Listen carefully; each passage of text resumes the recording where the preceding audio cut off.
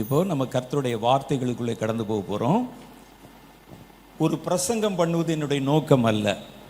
கர்த்தர் நம்மை பற்றி என்ன வச்சிருக்கிறாருன்னு தெரிஞ்சுக்கிட்டு உங்களை செயல்பட வைப்பது தான் என்னுடைய நோக்கம். வெறும் பிரசங்கம் கேட்டுட்டு குறிப்பு எழுதிட்டு நல்லா பண்ணார் அப்படின்னு நீங்கள் ஒரு சர்டிஃபிகேட் கொடுத்துட்டு போகிறதுக்கு இல்லை. நீங்கள் கர்த்தருக்கு கனி கொடுக்கணும். காரியம் இப்படியாக இருக்கிறது என்பதை விளங்கி கொண்டு நம்ம எந்த காலத்தில் இருக்கிறோம், என்ன செய்யணும் என்பதை புரிந்து கொண்டு செயல்படுவதற்காக இந்த கூட்டம் பயன்படும் என்று நான் கர்த்தருக்குள் விசுவாசிக்கிறேன். இன்னைக்கு இந்த கூட்டத்துக்கு ஒரு முக்கியமான ஒரு தலைப்பு கொடுத்துருக்குறாங்க. உண்மையிலே ரொம்ப ஆச்சரியமான ஒரு தலைப்பு. வெளிப்படுத்தின விசேஷம் 22வது அதிகாரம் 10வது வசனத்தில் அந்த நமக்கு அந்த வார்த்தை அடங்கி இருக்கிற 10லிருந்து 12வது வசனம் வரைக்கும் நம்ம வாசித்து பார்க்கணும். நானே உங்களுக்கு வாசிடுறேன். பின்னும் அவர் என்னை நோக்கி, இந்த புஸ்தகத்தில் உள்ள தீர்க்க தரிசன வசனங்களை முத்திரை போட வேண்டாம், காலம் சமீபமாயிருக்கிறது. அநியாயம் செய்கிறவன் இன்னும் அநியாயம் செய்யட்டும், அசுத்தமாயிருக்கிறவன் இன்னும் அசுத்தமாயிருக்கட்டும், நீதி உள்ளவன் இன்னும் நீதி செய்யட்டும், பரிசுத்தம் உள்ளவன் இன்னும் பரிசுத்தமாகட்டும்.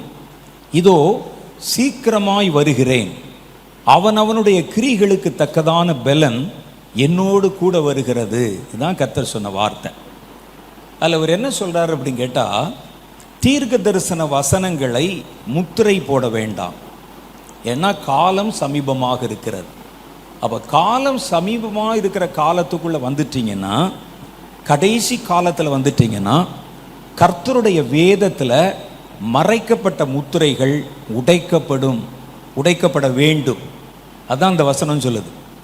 பல சமயத்தில் பார்த்தீங்கன்னா கர்த்தருடைய ரகசியங்கள் முத்திரை போடப்பட்டு வைக்கப்பட்டிருக்கும்.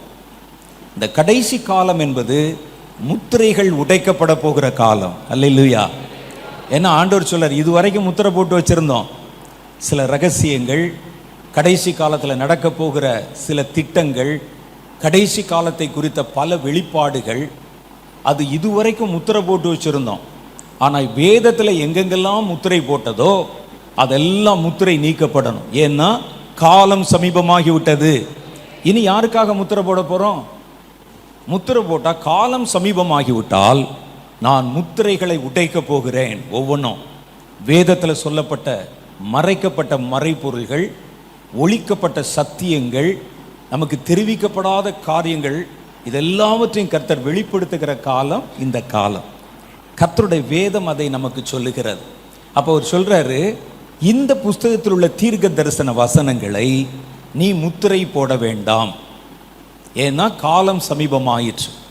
கடைசி காலத்துக்குள்ளே நீங்கள் வந்துட்டீங்கனாலே கர்த்தருடைய வேதம் ஒரு திறந்த புஸ்தகமாக இருக்கும். கர்த்தருடைய வேதத்தில் முத்திரை போட்டு படித்தாலும் புரியக்கூடாதுன்னு வச்சுருப்பாங்க சில பக்கத்தை. அது எல்லாவற்றையும் கர்த்தர் வெளிப்படுத்தி இனி வருகிற காரியங்களை கர்த்தர் சொல்ல விரும்புகிறார். அதுதான் முத்திரைகள் உடைக்கிற காலம், இந்த கடைசி காலம். அப்படி எங்கே முத்திரை போட்டாங்கன்னு நீங்கள் கேட்கலாம். தானியேலுக்கு கர்த்தர் சில காரியங்களை கடைசி காலத்தை பற்றி பேசி அவைகளை முத்திரை போட்டு வையின்னு கர்த்தர் சொல்லுகிறார் அவருக்கு. தானியேலுடைய புஸ்தகம் 12வது அதிகாரம், அதில் நீங்கள் வாசி பார்த்தீங்கன்னா, இந்த நான் உனக்கு சொன்ன இந்த வார்த்தைகளை முத்திரை போட்டு வை என்று அவர் சொல்லுகிறதை உங்களால் வாசிக்க முடியும். தானியேல் புஸ்தகம் எடுத்துங்களேன் பார்க்கலாம். அதில் 12வது அதிகாரம், அதான் கடைசி அதிகாரம். 12வது அதிகாரத்தில் 4வது வசனத்திலிருந்து சில வசனங்களை வாசிக்கிறேன். இந்த பூமியினுடைய இறுதி நாட்கள் எப்படி இருக்கும், பூமியை குறித்து கர்த்தருடைய திட்டம் என்ன, பூமியிலே ஜனங்களை குறித்த தேவனுடைய நோக்கம் என்ன, இப்படி பல ரகசியங்களை பற்றி தானியேலுக்கு கர்த்தர் வெளிப்படுத்துகிறார். 12:4 உங்களுக்கு படிக்கிறேன் பாருங்க. தானியேல் ஆகிய நீயோ வென்றால் முடிவு காலம் மட்டும் இந்த வார்த்தைகளை புதை பொருளாக வைத்து வை. எது வரைக்கும் இதை அப்படியே வைக்கணுமா? புதை பொருளா? முடிவு காலம் வரைக்கும். அப்போ முடிவு காலம் வந்து விட்டால் புதைச்ச வார்த்தைகளை கர்த்தர் முத்திரை உடைச்சு வெளியே கொண்டு வர போறார். இதை நிரந்தரமாக அப்படி வைக்க சொல்லலை, அதுக்கு ஒரு டியூரேஷன் இருக்குது. இந்த வார்த்தைகளின் சத்தியம், கடைசி காலத்தினுடைய ரகசியம், நடக்க போகிற காரியங்கள், இதை பற்றியதான வெளிப்பாடுகளை எல்லாம் நீ முடிவு காலம் வரைக்கும் முத்திரை போட்டு வைனா என்ன அர்த்தம்? முடிவு காலத்தில் அதை திறந்து விடலாம் என்பது அர்த்தம். இதை முழுசும் பரலோகத்தில் வர்ற வரைக்கும் நிரந்தரமாக முத்திரை போடுன்னு சொல்லலை. முடிவு காலம் வரைக்கும் முத்திரை போடு அப்படின்னா, இது முடிவு காலமாக இருந்தால் இந்த காலத்தில் கர்த்தர் முத்திரைகளை உடைக்க போகிற காலம். அப்போ அந்த முத்திரைகள் உடைக்கப்படும் போது அதில் இருக்கிற ரகசியத்தை புரிந்து கொள்கிற மாதிரி தேவ ஜனம் ஆவியிலும் ஞானத்திலும் தேவனை குறித்து அறிகிற அறிவிலும் வளர்ந்திருக்கணும். குழந்தைகளாக இருந்தால் அவங்ககிட்ட யாராவது பெரிய ரகசியத்தை பேசுவாங்களா? நம்ம வீட்டில் இருக்கிற ரகசியங்கள் என்னென்னு சொல்லி சின்ன பிள்ளைய உட்கார வச்சு பேசுவீங்களா? அதனால தான் சொல்கிறது, நீங்கள் கர்த்தருக்குள்ளே வளரணும். கர்த்தருக்குள்ளே வளர்ந்து தேவன் நமக்கு வெளிப்படுத்த விரும்புகிற காரியங்களை பெற்றுக்கொள்கிற அளவுக்கு நம்முடைய மனம் புதிதாகணும், அது வளர்ச்சி அடையணும். குழந்தைகளைப் போல பேசி குழந்தைகளைப் போல சிந்திப்பது குழந்தை பருவத்தில் தான் சந்தோஷம். அதுக்கப்புறம் அதை பேசினா அதுவே துக்கமாக மாறிவிடும் என்று நம்ம பார்த்தோம். அப்போ முடிவு காலம் என்பது கர்த்தருடைய புதைபொருளாக வைக்கப்பட்ட ரகசியங்கள், தானியேல் காலத்தில் வெளிப்படுத்தின பல காரியங்களின் ரகசியங்களை கர்த்தர் இந்த காலத்தில் வெளிப்படுத்த விரும்புகிறார். அப்போ இந்த காலத்தில் நம்ம தானே இருக்கிறோம். கர்த்தர் நம்ம கிட்ட தான் பேச விரும்புகிறார், உங்ககிட்ட தான் பேச விரும்புகிறார். தானியேல் போயிட்டாரு, யோவான் போயிட்டாரு, மிச்சமாக இருக்கிற நீங்களும் நானும் தான். அப்போ கர்த்தர் இந்த முடிவு கால ரகசியங்களை யாரிடத்தில் சொல்வார்னா, முடிவு காலத்து தேவ ஜனங்களிடத்துல தான் கர்த்தர் பேசுவார். கடைசி கால கர்த்தருடைய ஜனத்தில் தான் பேசுவார். அப்போ சாத்தானுடைய தந்திரம் என்னன்னா, கடைசி கால தேவனுடைய பிள்ளைகளை பிடிச்சு வச்ச மண்ணு மாதிரி உட்கார வைக்கிறது. அவனை வளர விடுறதில்ல, புரிய விடுறதில்ல. அந்த அடிப்படை காரியங்களே சொல்லி சொல்லி சொல்லி சொல்லி இதுதான் கிறிஸ்தவம், இதுதான் வந்து கிறிஸ்டியானிட்டி, இதுதான் சர்ச்சு, இதுதான் சபை, நாங்கள் சொல்கிறதான் உபதேசம் என்று ஒரு குறிப்பிட்ட வட்டத்துக்குள்ளே ஓட வச்சுருவாங்க. அது சாத்தானுடைய ஒரு தந்திரம். கர்த்தர் தம்முடைய புதைக்கப்பட்ட ரகசியங்களை, ஆவிக்குரிய ரகசியங்களை, தேசத்தை பற்றின உலகத்தை பற்றின ரகசியங்களை கர்த்தர் உங்களிடத்தில் பேச விரும்புகிறார். கர்த்தர் உங்கள்கிட்ட பேசணும், நீங்கள் அதை கேட்கணும்.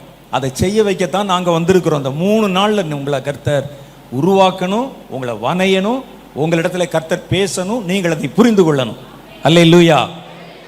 அதுவும் அதை விட்டுட்டு சும்மா உட்காந்துட்டு அது மாதிரி என் பேர் கருப்புசாமி பேரை சொல்லி கூப்பிட்டா எழுப்பிவிடணும் உட்காரக்கூடாது. அந்த காலமெல்லாம் முடிந்து விட்டது. இப்போ நம்ம முடிவு காலத்துக்குள் வந்து விட்டோம். அல்லேலூயா. அப்போ அந்த முடிவு காலம் என்பது புதை பொருள்கள் வெளிப்படுத்த போகிற காலம், முத்திரைகள் உடைக்கப்பட போகிற காலம். அடுத்து சொல்றாரு பாருங்க, அப்பொழுது தானியேலாகிய நான் ஆற்றுக்கு இக்கரையில் ஒருவனும் ஆற்றுக்கு அக்கறையில் ஒருவனும் ஆகிய வேற 2 பேர் நிற்க கண்டேன். அவர் ஒரு விஷன்ல தரிசனத்துல பார்க்கிறாரு. அது தரிசனம் இல்லை, ஆவியில எடுத்துக்கொள்ளப்பட்டு இந்த காரியங்களை பார்க்கிறார். அப்ப இங்க ஒரு ஆறு ஓடிக்கொண்டிருக்கிறது. அந்த ஆத்துக்கு இந்த கரையில 2 பேரும், ஆத்துக்கு அந்த கரையில 2 பேருமா 2 தேவ மனிதர் நிற்கிறாங்க. சணல் வஸ்திரம் தரித்தவரும் ஆற்றின் தண்ணீர்கள் மேல் நிற்கிறவருமாகிய புருஷன் ஒருவன் நோக்கி, இந்த ஆச்சரியமானவைகளின் முடிவு வர எவ்வளவு காலம் செல்லும் என்று கேட்டான். நீங்க சொல்றீங்களே இந்த முடிவு காலத்தில் இதெல்லாம் நடக்கும்னு, அதுக்கு முன்னால தானியேல்கிட்ட தரிசனமா காமிச்சு பேசி இருக்கிறார். என்னென்ன ராஜ்யங்கள் வரும், அது என்னென்ன சம்பவங்கள் நடக்கும், எல்லாத்தையும் பேசிட்டு கர்த்தர் சொல்றாரு, இந்த ஆச்சரியமான முடிவு வர எவ்வளவு காலம் செல்லும் என்று கேட்டான். அப்பொழுது சணல் வஸ்திரம் தரித்தவரும் ஆற்றின் தண்ணீர்கள் மேல் நிற்கிறவரும் ஆகிய புருஷன் அவர்கிட்ட தான் கேட்குறாங்க, தம்முடைய வலது கரத்தையும் தம்முடைய இடது கரத்தையும் வானத்துக்கு நேராக ஏறெடுத்து ஒரு காலமும் காலங்களும் அரை காலமும் செல்லும் என்று பரிசுத்த ஜனங்களின் வல்லமையை சிதறடித்தல் முடிவு பெறும்போதே இவைகள் எல்லாம் நிறைவேறி தீரும் என்றும் என்றென்றைக்கும் ஜீவிக்கிறவர் மேல் ஆணையிட கேட்டேன். ஏதாவது புரியுதா உங்களுக்கு? எப்போ நடக்கும் ஐயா நீங்கள் சொன்ன இந்த காரியம் எல்லாம்? அவருடைய வருகை எப்போ வரும்? நீங்கள் சொன்ன இந்த முடிவு காலத்தின் ரகசியங்கள் எப்போ வரும்னு கேட்குறாங்க அந்த 2 பேரும். சணல் வஸ்திரம் தரித்தவர் சொல்றாரு, ஒரு காலமும் காலங்களும். என்னது? ஒன்றும் புரியலை. அரை காலமும், அரை காலம்னா தெரியல, அரை காலமும் செல்லும் என்றும். எப்போ நடக்கும்? வேற ஒரு அடையாளம் சொல்றாரு, பரிசுத்த ஜனங்களின் வல்லமையை சிதறடிக்கிறது முடிவு பெறும்போதே. அப்போ ஒரு காலத்து வரும், பரிசுத்த பிள்ளைகள் இருக்கிறாங்கள, பரிசுத்தவான்கள், பரிசுத்த ஜனங்கள், கர்த்தருடைய ஜனங்கள், அவங்கள நொய்ய அடிச்சு அவங்களுடைய வல்லமையை சிதறடிக்கிற ஒரு பெரிய உபத்திரவ காலம் மாதிரி ஏதோ ஒன்று வரும். அங்கே சொல்றாங்க பாருங்க, பரிசுத்த ஜனங்களின் வல்லமையை சிதறடித்தல் முடிவு பெறும்போதே இவைகள் எல்லாம் நிறைவேறி தீரும் என்று என்றென்றைக்கும் ஜீவித்திருக்கிற கர்த்தர் மேல் ஆணையிட்டு சொல்ல கேட்டேன். அப்பொழுது நமக்கு மாத்திரம் குழப்பம் இல்லை, தானியேலுக்கும் குழப்பம். நான் அதை கேட்டும் அதன் பொருளை அறியவில்லை. ஆகையால் என் ஆண்டவனே, இவைகளின் முடிவு என்னமாயிருக்கும் என்று கேட்டேன். அதற்கு அவன், தானியேலே, நீ போகலாம். அவர் கேட்குறாரு, இது முடிவு என்னவா இருக்கும்? அது என்னமோ நீங்கள் கேட்டால் விடுகிற மாதிரி சொல்லி, ஒரு காலமும் காலங்களும் அரைக்காலமும் எனக்கே புரியலையே. தீர்க்க தரிசனம் சொன்ன தீர்க்க தரிசிக்கே புரியலை. நிறைய பேர் அப்படி தான் நினைப்பாங்க, தீர்க்க தரிசனம் சொல்கிற தீர்க்க தரிசிக்கு எல்லாம் புரியும் அப்படின்னு நினைப்பாங்க. உண்மை என்னன்னு கேட்டால், தீர்க்க தரிசனம் சொல்கிற தீர்க்க தரிசி கர்த்தர் அவனை பயன்படுத்தி இந்த வார்த்தைகளை பேசும்போது மற்றவங்க எப்படி கேட்குறாங்களோ அந்த அளவுக்கு தான் தீர்க்க தரிசனம் சொல்கிறவங்களுக்கு புரியும். அவங்களுக்கு முழுசாக எல்லாமே புரியாது. சொல்ல சொன்னதை அப்படியே சொல்லுவாங்க. இப்போ நமக்கு காலையில் பேசும்போது சொன்னாங்க, 2015 4 மாவடியில் சில தேவனுடைய ஜனங்கள் கூடி நாங்கள் ஜெபிக்கும் போது கர்த்தர் ஒரு கொள்ளை நோய் வரும்னு பேசினார். கொள்ளை நோய் வரும் அப்படின்னு பேசினார். சீன தேசத்திலிருந்து வரும். அது மேன்மேட், மனிதர்களால் உண்டாக்கப்பட்ட ஒரு கொள்ளை நோய். அது இயற்கையில் வருகிற கிருமிகள் பரவி வருகிற ஒரு கொள்ளை நோய் அல்ல. அது ஒரு பிளான், ஒரு திட்டத்தில் ஒரு சின்ன கிராமத்திலிருந்து அது தோன்றி அது உலக நாடுகள் முழுவதும் பரவும். அப்போது மரிக்கிறவர்களை தொடுவதற்கு பயப்படுவாங்க, பிரேதங்களை தொடுவதற்கு பயப்படுவாங்க, பிரேதங்களை மொத்தமாக கொண்டு போய் குழியில் போடுவாங்க அல்லது அடக்கம் பண்ணுவாங்க, எரிப்பாங்க. அந்த மாதிரி ஒரு பயங்கரம் வரும். பொருளாதாரம் பாதிக்கப்படும், மனித நடமாட்டம் குறைந்து போகும். அதை குறித்த பயம் உலகம் முழுவதிலும் விருத்தியாகும். நிறைய ஆண்டவர் பேசினார். அவ்வளோதான், பேசி முடித்து கர்த்தர் என் மூலம் பேசினார். நான் தான் சொன்னேன் எல்லாம். அங்கே 4 மாடியில் பேசுகிற எல்லா தீர்க்க தரிசனங்களையும் ரெக்கார்ட் பண்ணி வச்சுருவாங்க, டேட்டு போட்டு எல்லாம் ரெக்கார்ட் பண்ணி அதை வந்து வீடியோலையும் எடுத்து வச்சுருக்குறாங்க. எனக்கு மறந்து விட்டது. எனக்கு அதெல்லாம் மறந்துட்டு சொல்லிவிட்டு அடுத்தடுத்து கர்த்தர் ஏதோ பேசுவார் மற்ற காரியங்களில் எனக்கு மறந்துட்டேன். அதற்கு பிறகு இந்த கொள்ளை நோய் 2019 இறுதியிலே ஒரு கொள்ளை நோய் வருகிறது. சீன தேசத்தில் ஊகான் என்ற இடத்துலேருந்து வருது. அதனால சைனாவில் நிறையா பாதிப்பு இருக்குன்னு 2019 சொன்னாங்க. 2020 அதற்காக கூட ஜெபித்தோம். எனக்கு அப்பொழுதும் ஞாபகம் இல்லை. அதுக்கு பிறகு ஜெபிச்சாங்க அங்கே நடந்த பொங்கல் முகாம் கூட்டத்தில். 2020 மார்ச் மாதம் வரும்பொழுது அதனுடைய தீவிரம் இந்தியாவுக்குள்ளும் கண்டறியப்பட்டு எல்லாம் பார்க்குறாங்க. அது வேகமாக பரவுது. மாஸ்க் போடணும், வெளியே போகக்கூடாது. ஒரு பயங்கரமான அலை உலக நாடுகள் முழுவதும் பரவுகிறது. இந்தியா போன்ற ஜனத்தொகை அடர்த்தியான இடத்துல ஒரு கொள்ளை நோய் வந்தால் ரொம்ப வேகமாக பரவிடும். ஏன்னா நம்ம இவ்வளோ ஜனங்கள் இருக்கனால நம்ம சுத்தபத்தமாலாம் இருக்க முடியாது. இருப்பதாக நினைத்து கொண்டு பல பேர் கை கழுவாமல் சாப்பிட்றவங்க இருப்பாங்க. வந்த உடனே அப்படியே ஒரு தெருவில் நின்று பண்ணை வாங்கி அப்படி சாப்பிட்றவங்களாம் இருக்கிறாங்க. இவர்களை இருக்கக்கூடிய இப்படிப்பட்ட தேசத்தில் ரொம்ப தீவிரமாக பரவுன்னு ஒரு பயம், அச்சம் வந்தது. அப்போ தான் நான் சொன்னேன், இவ்வளோ பெரிய கொள்ளை நோய் வேகமாக வருது மோகன் சொன்னேன், வருது. கர்த்தர் இதை பற்றி நம்மகிட்ட ஒரு வார்த்தை சொல்லலையேன்னு. அப்போ அவங்க தான் எனக்கு சொன்னாங்க, கர்த்தர் 2015 பேசியிருக்கிறார் பிரதர், நாங்கள் ஆடியோ அதெல்லாம் எடுத்து வச்சுருக்கிறோம், உங்களுக்கு போட்டு காட்டுறேன்னு நான் பேசுனதை எனக்கே போட்டு காமிச்சாங்க. அப்போ அதில் பார்த்து உண்மையிலே நான் சில தீர்க்க தரிசனங்களை பார்த்து நானே ஆச்சரியப்படுவேன். இது எப்படி அப்படி சொல்லி வச்ச மாதிரி நடக்கிறது, எப்படி சொல்லி வச்ச மாதிரி அதே போல் எனக்கு மறந்தே விட்டது. உடனே அதை அப்படியே டிரான்ஸ்கிரைப் பண்ணி அதை அப்படியே பிரிண்ட்டுக்கு கொடுத்து இதை தீவிரமாக எல்லாருக்கும் நம்ம கொடுக்கணும் அப்படின்னு அவைகள் எல்லாவற்றையும் பதிவு செய்து அதை ஒரு ட்ராக்ஸாக அடித்து தீவிரமாக இதுக்கு நம்ம எப்படி ஜெபம் பண்ணணும். அப்போ கர்த்தர் ஒரு காரியம் வரும்போது 2015 பேசிட்டாங்க. ஆனால் அதற்கு நம்ம முக்கியத்துவம் அதிகமாக கொடுக்காதனால, கொள்ளை நோய் என்றால் ஏதோ ஒரு சாதாரணமாக நம்ம நினச்சிட்டதுனால நம்ம அதை குறித்து அதிகமாக அலட்டி கொள்ளவில்லை. அது வந்த உடனே உங்களுக்கு பயம், உடனே இதை தீவிரமாக எல்லாத்துக்குள்ளே கொண்டு போகணும்னு சொன்னால் நாங்கள் பிரிண்ட் பண்ணி கைக்கு வர்றதுக்குள்ளே லாக்டவுனை போட்டான். இப்போ எங்கே கொண்டு கொடுக்குறது, தெருவில் கொடுக்க முடியாது, சபையில் கொடுக்க முடியாது.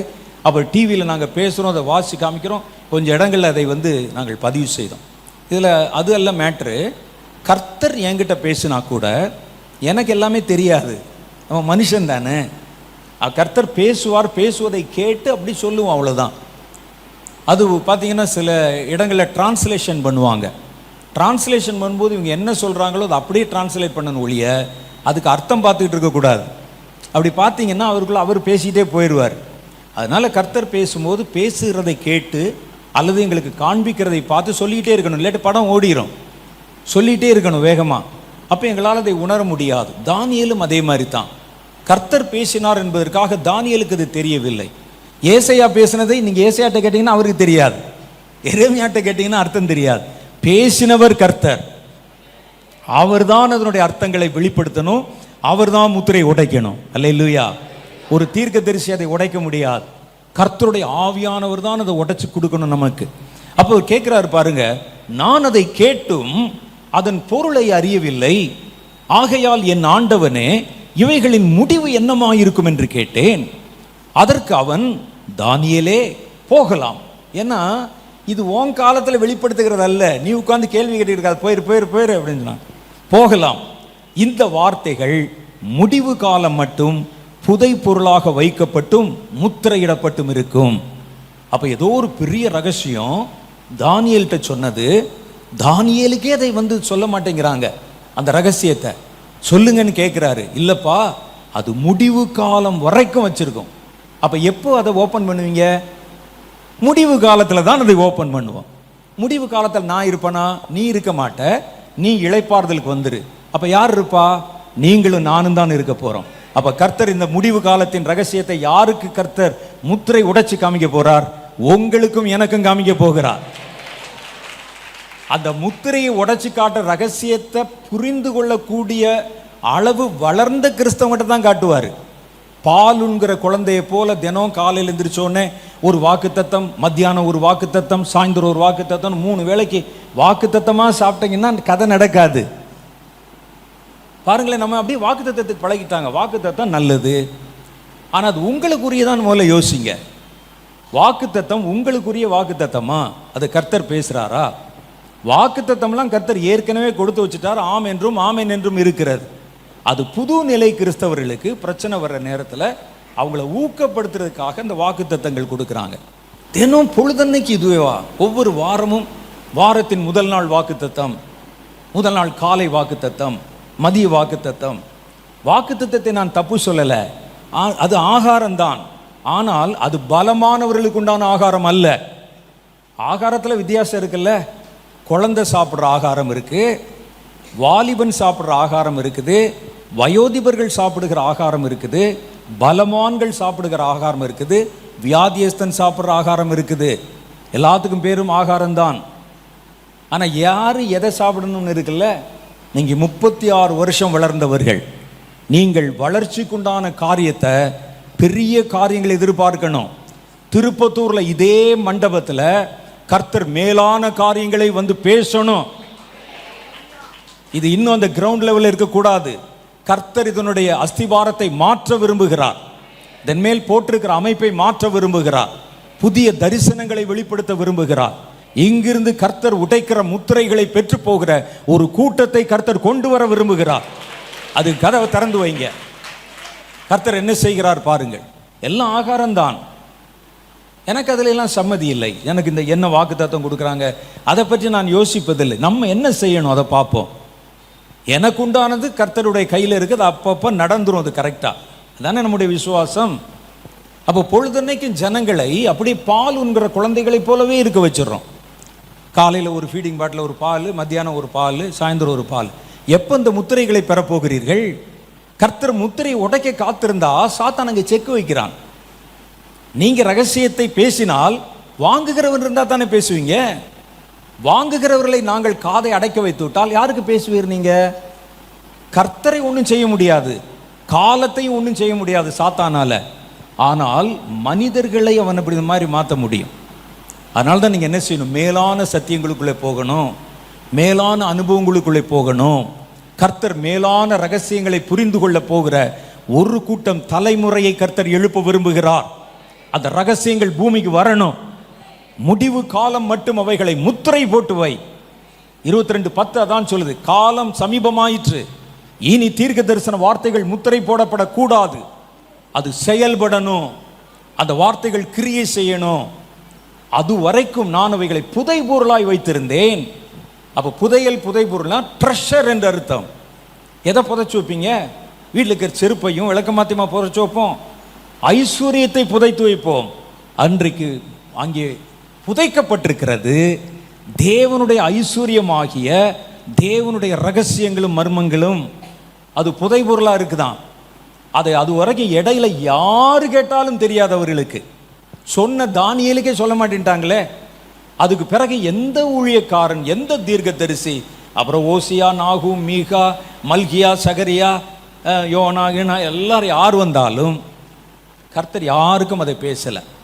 இன்னொன்று என்ன தெரியுமா? அப்போஸ்தலர்களுக்கும் அவர் பேசலை. ஏன்? அது முடிவு காலம் அல்ல. நீங்களும் நான் இருக்கிறதா முடிவு காலம். அப்ப கர்த்தர் உங்ககிட்ட தான் பேச விரும்புகிறார். கர்த்தர் இந்த கடைசி கால சபையிடத்திலே பேச விரும்புகிறார். கடைசி காலத்தில் கர்த்தரை தேடுகிற தேவ ஜனங்களிடத்திலே பேச விரும்புகிறார். ஏனென்றால் இது முடிவு காலத்துக்குரியது, தானியேலுக்குரியதல்ல. தானியேல் தான் சொன்னார், தானியேல் தான் பார்த்தார். ஆனால் அது தானியேலுக்குரியதல்ல, முடிவு காலத்துக்குரியது. அப்ப சாத்தான் பார்க்கிறான், வார்த்தையின் செழிப்பு, வார்த்தையினுடைய ரகசியங்கள், வார்த்தையினுடைய வல்லமை இந்த கடைசி காலத்தில் வெளிப்பட்டா நமக்கு முதலுக்கே மோசமாயிரும். சாத்தான் இவங்களுக்கு இந்த அளவு வசனம் தெரிஞ்சா போதும், இதை தாண்டி போக விடக்கூடாது, இவனை செக்கு மாடு மாதிரி இந்த ஜனங்களை இங்கே சுத்த வைக்கணும். இந்த வார்த்தையினுடைய வல்லமை, மறைக்கப்பட்ட வார்த்தையில இப்போ நீங்க வாசிக்கிற வார்த்தைகளை விட பெரிதான வல்லமை இருக்கிறது.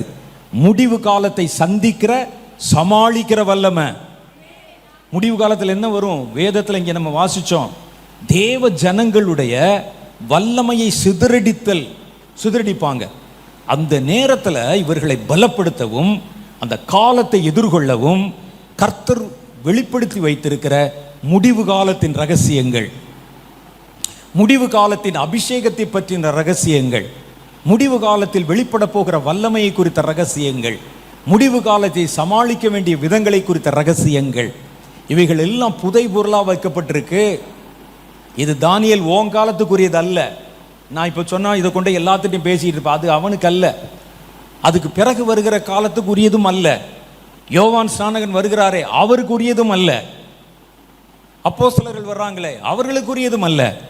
கடைசியில் ஒரு தலைமுறை வரும் முடிவு காலத்தில் இது அவர்களுக்குரியது. அதை உடைப்பேன், அதை அவர்கள் கையில் கொடுப்பேன், அவர்களை கொண்டு கிரியை செய்ய வைப்பேன் என்று உங்களையும் என்னையும் பற்றி கர்த்தர் எழுதி வைத்திருக்கிறார். அப்போ முதல்ல நம்ம யாருங்கிறத நம்ம புரிந்து கொள்ளணும். இது மேட்டிமை அல்ல, நம்ம யாருங்கிறத நம்ம சரியாக புரிந்து கொள்ளணும். ஒருவன் தன்னைத்தானே புரிந்து கொள்ளாவிட்டால் பிச்சை எடுக்க வச்சுருவாங்க. யானையை அதோடைய பலம் தெரியாமல் வச்சுட்டு பார்த்தீங்கன்னா மார்க்கெட்டில் போய் காய்கறி வாங்க வச்சுருப்பான். யானைக்கு அதனுடைய பலம் தெரியாது. யானை தன்னுடைய உடம்பை தானே பார்க்க முடியாது. ஏதாவது தண்ணி இனி குடிக்கும்போது பார்த்தா தான் உண்டு. இந்த காட்டு யானை ஏனை அவ்வளோ விகரசம் அடிக்குது அப்படின்னு பார்த்தா அது அடிக்கடி தண்ணி குடிக்க போகும். பெரிய பெரிய நீர்நிலைகளில் தன் உருவத்தை பார்க்கும். நம்ம யாருன்னு அதுக்கு தெரியும். வீட்டில் இல்லை கோயிலில் வளர்க்குற யானை அதுக்கு தண்ணியை கொண்டாந்து ஒரு பைப்பில் கொடுப்பான், அல்லது ஒரு பம்பில் வச்சு அடிப்பாங்க, அவ்வளோதான் அது குடிக்கும். தன்னைத்தானே தெரியாது. அது கையில் ஒரு பக்கெட்டை கொடுத்து அல்லது ஒவ்வொரு கடைக்காக கொண்டு போய் தக்காளி, முருங்கைக்காய், கத்திரிக்காய் பிச்சை எடுக்க வைப்பாங்க. நீங்கள் யார் என்று உங்களுக்கு தெரியலைன்னா சாத்தான் உங்களை பிச்சை எடுக்க வச்சிருவான். நீங்கள் கர்த்தருக்குள் யார் என்று உங்களுக்கு தெரியணும். நீங்கள் பலவான் கூட்டம், கர்த்தர் தருகிற பெரிய காரியத்தை சுதந்திரிக்க போகிற கூட்டம். நீங்க அந்த விழிப்புணர்வு அடையணும்.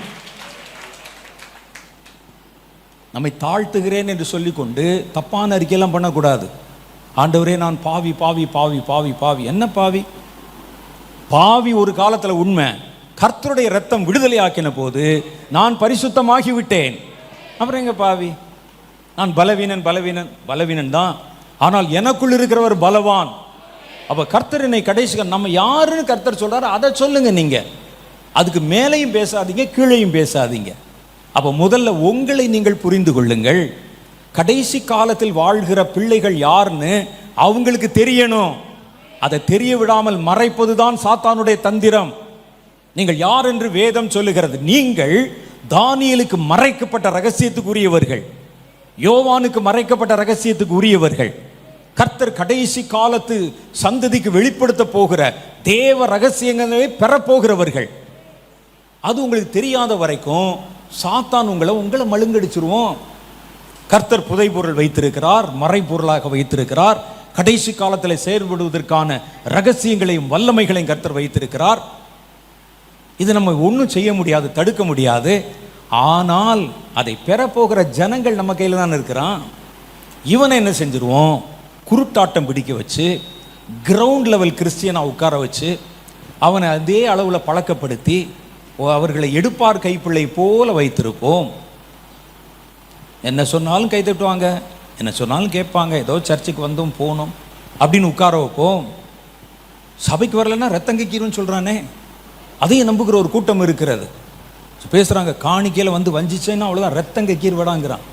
ரத்தங்கைக்கீர்வை எனக்கு என்ன ஞாபகம் வரும்னு கேட்டால், அந்த காலத்தில் இப்போல்லாம் நிறைய என்டர்டெயின்மெண்ட் வந்துருச்சு, கையில் ஃபோன்லேயே வந்துருச்சு. எங்கள் காலத்தில் எல்லாம் 60களில் நான் ஸ்கூலில் படித்த காலங்களில் நாங்கள் ரோட்டில் போகும்போது பார்த்திங்கன்னா ஒரு கீரியும் பாம்பையும் வைத்து கொண்டு வித்தை காட்டி கொண்டிருப்பார்கள். அப்படி போய் ஆர்வமாக பார்க்கறது, மண்டை ஓட்டை எடுத்து பாருங்கள், இது தலைப்பிள்ளையினுடைய தலையிலிருந்து எடுத்து செஞ்ச ஒரு மை அப்படின்னு சொல்லி அதை பூசி அங்கே வச்சுருப்பான். ஒரு ஆள் திடீர்னு கீழே விழுவான், மேலே பெட்ஷீட் போடுவாங்க, எல்லாம் முடிச்சுட்டு மந்திரம் இதே மாதிரி தான் காட்டுவான். காட்டி அவர் பையில் என்ன இருக்குது, இவர் பையில் என்ன இருக்குது, நம்ம ஆட்கள்லாம் அங்கேருந்து தான் எடுத்தது, இவருடைய பேர் என்ன, அவர் பேர் என்ன, பையங்க எல்லாம் சொல்லி முடிச்சுட்டு கூடி இருக்கிற ஜனங்களை பார்த்து சொல்லுவான், வேடிக்கை பார்த்துட்டு யாராவது காசு போடாமல் போனீன்னா போகிற வழியில் ரத்தங்கைக்கிருவ. இன்றைக்கு அதே மந்திரவாதத்தை தான் செய்து கொண்டிருக்கிறோம். மேடையில் கூட்டு நிற்க வச்சுட்டு மந்திரவாதங்கள், அவருடைய பையில் என்ன இருக்குது, கையில் என்ன இருக்குது. ஒரு வீடியோ எனக்கு ஒரு நண்பர் அனுப்பியிருந்தார், அதில் நான் பார்த்தேன். அதில் சொல்கிறாங்க 20வது நூற்றாண்டின் இணையற்ற தீர்க்கதரிசி வர்றாருங்க அப்படின்னு சொல்லி எல்லாம் வந்து விளம்பரம் பண்ணுறாங்க. ஆனால் அப்படி ஒரு தீர்க்கதரிசி அவர் வந்து உடனே வருகிறார், அங்கே நிற்கிறார். அவருக்கு பக்க பாலமாக ஒருத்தர் கமெண்ட்ரி கொடுக்குற ஒரு ஆள் இருக்கிறான். அவன் துள்றது தான் பயங்கரமாக இருக்கிறது. ஒரு ஆளுக்கு சொல்லிட்டாங்கன்னா உடனே அவர் பாருங்க, எல்லாம் கைதட்டுங்கள், ஏன் அப்படி நிற்கிறீர்கள், கர்த்தர் எவ்வளோ பெரிய காரியத்தை செய்திருக்கிறார். நான் பார்த்தது எதையும் கூட்டி குறை சொல்லக்கூடாது, மேடையில் இருக்கிறோம், கர்த்தர் அங்கே இருக்கிறார். அப்போ ஒரு மனிதரை அழைக்கிறார்கள். அவர் இவரை உடைய பார்க்க, என்னை நீர் இதுக்கு முன்னால் பார்த்துருக்கிறீரா அப்படின்னு கேட்குறார். இல்லைங்கய்யா அப்படிங்கிறார். ஒரு பாவம், ஒரு ஏழை மனிதர் வந்து அங்கே வந்து நின்ன உடனே, உம்முடைய பேர் ராமசாமி, கர்த்தர் சொல்லுகிறார் அப்படின்னு கண்ணை மூடிட்டு அப்படி நடக்கிறார். ஆமாங்க உண்மைதான். உடனே இந்த பக்கத்தில் நம்ம ஆளு யாரு, அந்த கமெண்ட் கொடுக்குறவர், பாருங்கள் ராமசாமி என்று சொல்லிவிட்டார், கர்த்தருடைய வல்லமை வெளிப்படுகிற அல்லையும் அடி கை தட்டுறான் எல்லாரும். அப்புறம் அடுத்து அப்படியே கொஞ்ச நேரம் நடக்கிறார். உமக்கு ஆந்திரா பேங்க்ல அக்கௌண்ட் இருக்கிறது. ஆமாங்க, ஆந்திரா பேங்க்லையும் ஒரு அக்கௌண்ட் இருக்குது, கர்த்தர் அதை சொல்லுகிறார், அந்த அக்கௌண்ட்டை தான் கர்த்தர் செழிக்க வைக்க போகிறார். கைதட்டுங்க. இவர் பக்கத்தில் இந்த மணியாற்றவர், கைதட்டுங்கள், எல்லாம் கைதட்டுங்கள், கர்த்தர் பாருங்கள் எவ்வளோ பெரிய தீர்க்க தரிசியில் எழுப்பி இருக்கிறார் அப்படின்னு அடிச்சு சொல்லு. அப்படியே நடக்கிறாரு எல்லாம். அவர் அந்த ராமசாமி பார்த்தீங்கன்னா பாதி உயிராக இருக்கிறார். அப்படியே வெள்ளன்னு அறுக்க போகிற கோடு, அந்த கோழியை வந்து தலையில் தண்ணி தொளிச்சு விட்டா அப்படியே உட்காந்துருக்கும், அது மாதிரி உட்காந்துருக்கிறான். அந்த ஆள் பயந்துட்டு, கர்த்தருடைய வல்லமை வெளிப்படுகிறது. அடுத்தவர் சொல்கிறார், உமக்கு 3 பெண் பிள்ளைகள். ஆமான்றா, அவ்வளோதான், மணி அடிக்கிறான், அடிச்சுட்டான், கட்டன்னு குதி துதி அப்படிங்கிறான். எல்லாம் துதிச்சு கொஞ்சம் பேர் சாமி வேற வந்து கீழே விழுகிறாங்க ஜனங்களில். எல்லாம் உண்மையிலே நடந்தது, எதையும் கூட்டி குறை சொல்லலை. வேணா உங்களுக்கு வீடியோ அனுப்புகிறேன், போட்டு காட்டுங்க. எங்கே, இங்கே இந்தியாவில் தான், வேறங்க ஆப்பிரிக்காவில் இதை விட மோசம் நடக்குது. அடுத்து கொஞ்ச நேரம் எப்படி நடந்தார், இது வரைக்கும் சரியா சொல்ல, திடீர்னு சொன்னார், அந்த கர்த்தர் சொல்லுகிறார், இந்த 3 பெண் குழந்தைகளுக்கும் இந்த வருஷம் திருமணம் நடக்க போகுது அப்படின்னா. இப்போ தான் ராமசாமி மெல்ல சொன்னார், ஏற்கனவே 3 பேருக்கு கல்யாணம் ஆச்சுங்க. அவ்வளோதான், பக்கத்தில் 3 பீம் பாய்ஸ் நிற்கிறானுங்க தீர்க்க தரிசனம் சொல்லும்போது. அவர் அப்படியே வாயை பற்றி ஆண்டவருக்கு மகிமை செலுத்த தூக்கிட்டு போயிட்டான் 3 பேரும். எனக்கு இதில் என்ன கேள்வினா, ஒரு 20வது நூற்றாண்டின் இணையற்ற தீர்க்கதரிசி ராமசாமி பேரை ராமசாமிக்கே வெளிப்படுத்த ஒரு தீர்க்கதரிசி வேணுமா? ஏன் உங்கள் பேர் என்னன்னு உங்களுக்கு தெரியாதா? ஒரு தீர்க்கதரிசி வந்து தான் உன் பேர் ராமசாமிப்பான்னு சொல்லணுமா? ஆந்திரா பேங்க்கில் அக்கௌண்ட் இருக்கிறது அக்கௌண்ட் ஹோல்டருக்கு தெரியாதா?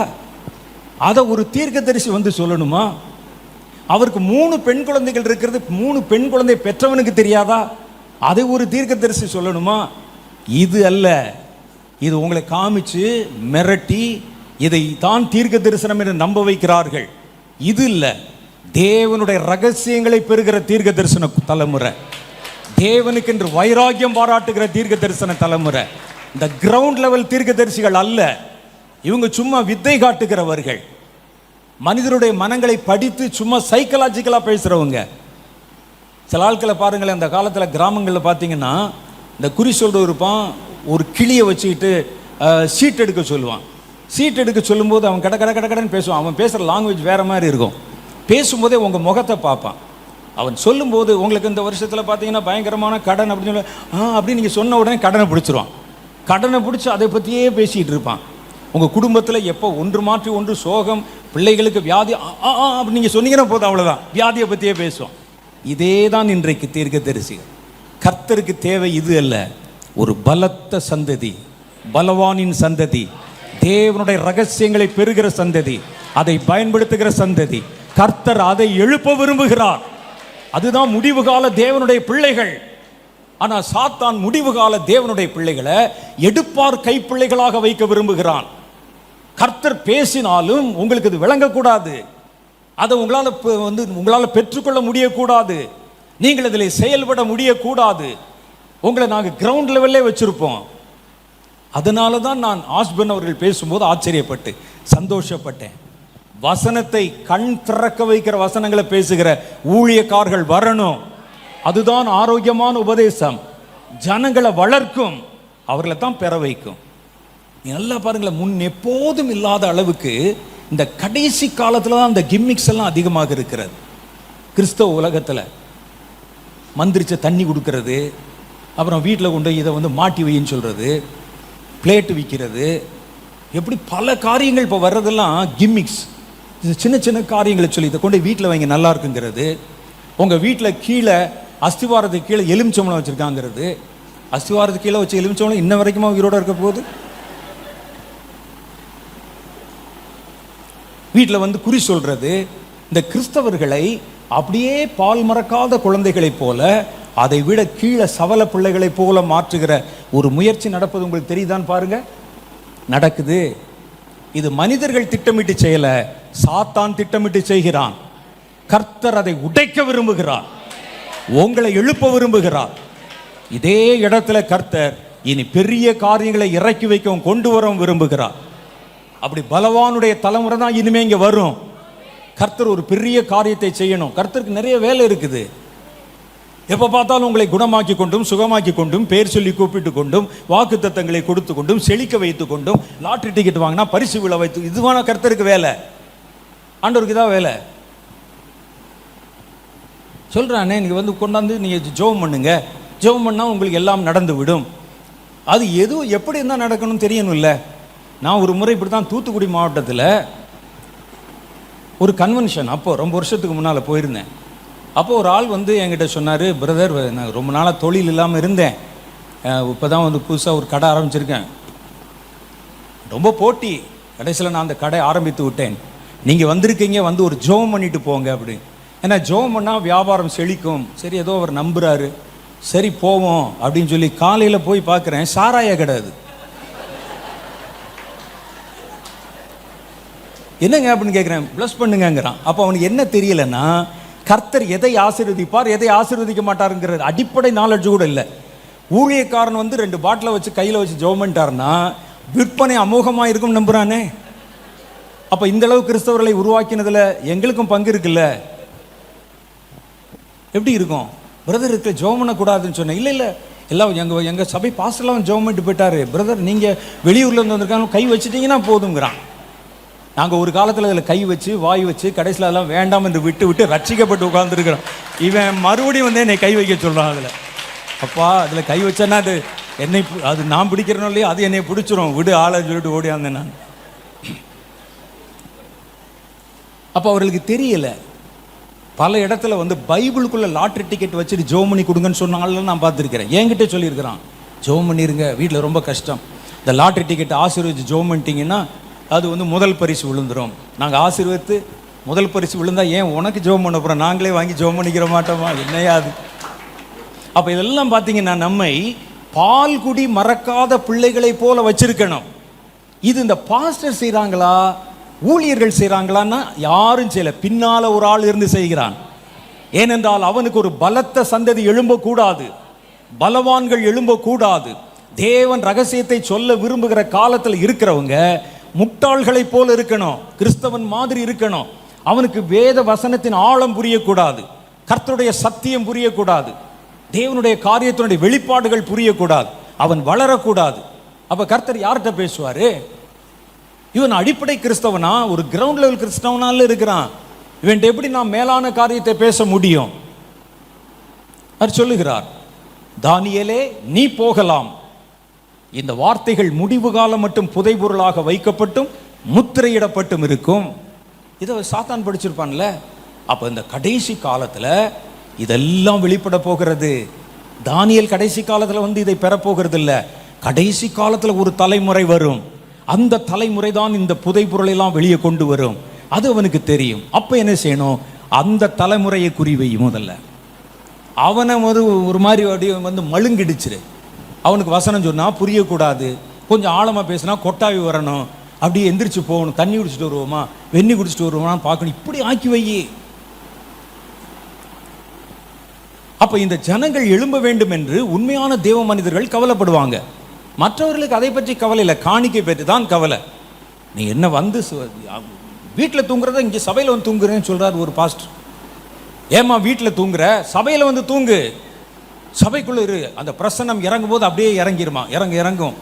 இவர் தூங்குவாரா, அந்த பிரசன்னம் இறங்கிட்டு போகணுமா? அப்படி என்ன வந்து தூங்கு. அவர்களுக்கு வேலை உங்களுடைய காணிக்கை தான் குறி. கர்த்தர் ஒரு பலத்த தலைமுறை எழுப்ப விரும்புகிறார்.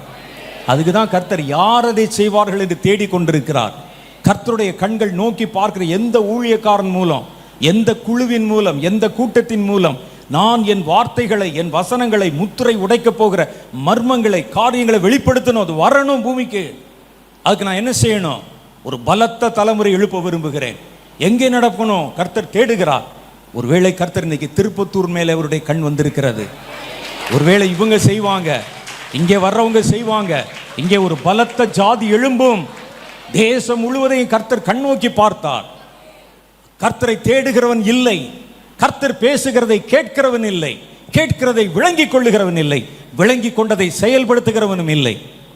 அப்ப கர்த்தர் ஆவலாய் தேடுகிறார். சாத்தான் ஒரு பக்கம் ஜனங்களை மழுங்கடித்துக் கொண்டிருக்கிறான், மொட்டையடித்துக் கொண்டிருக்கிறான். இவ்வளவுதான் என்று சொல்லி அவர்களை அப்படியே உட்கார வச்சிருக்கிறான். கர்த்தருக்கு நடுவில் ஒரு சின்ன கேப் கிடைச்சா போதும், ஒரு சின்ன கூட்டம் கிடைச்சா போதும், நான் அவர்களை கொண்டு ஒரு பெரிய காரியத்தை செய்ய விரும்புகிறேன். ஒரு பெரிய தலைமுறையை நான் எழுப்ப விரும்புகிறேன்.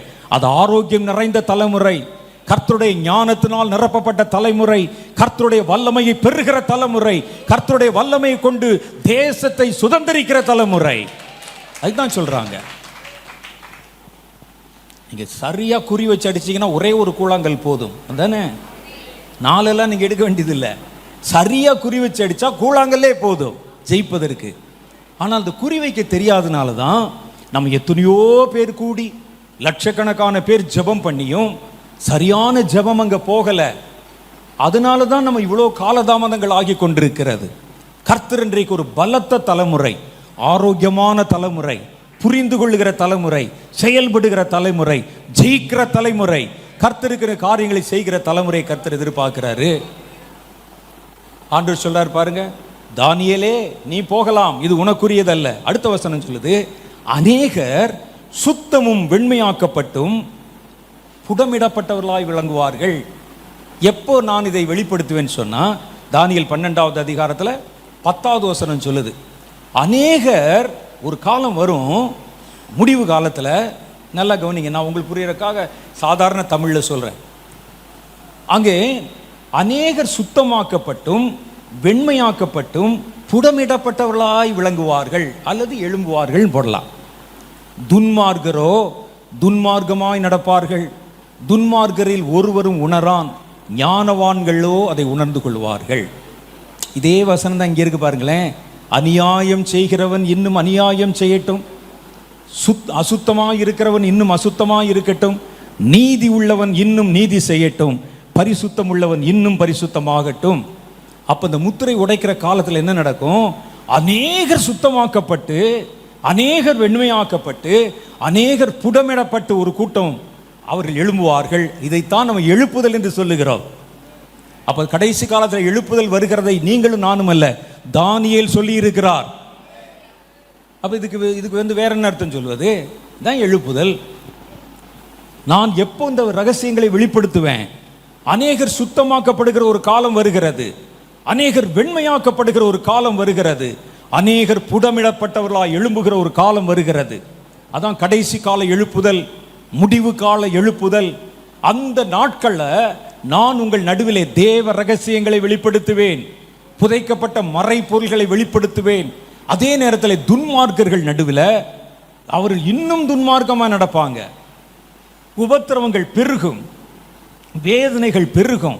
ஆனால் அதே நேரத்தில் பரிசுத்த பக்தர்கள், வெண்மையாக்கப்படுகிறவர்கள், சுத்தமாக்கப்படுகிறவர்கள், புடமிடப்படுகிறவர்கள் ஒரு பெருங்கூட்டம் எழும்புவார்களாம்.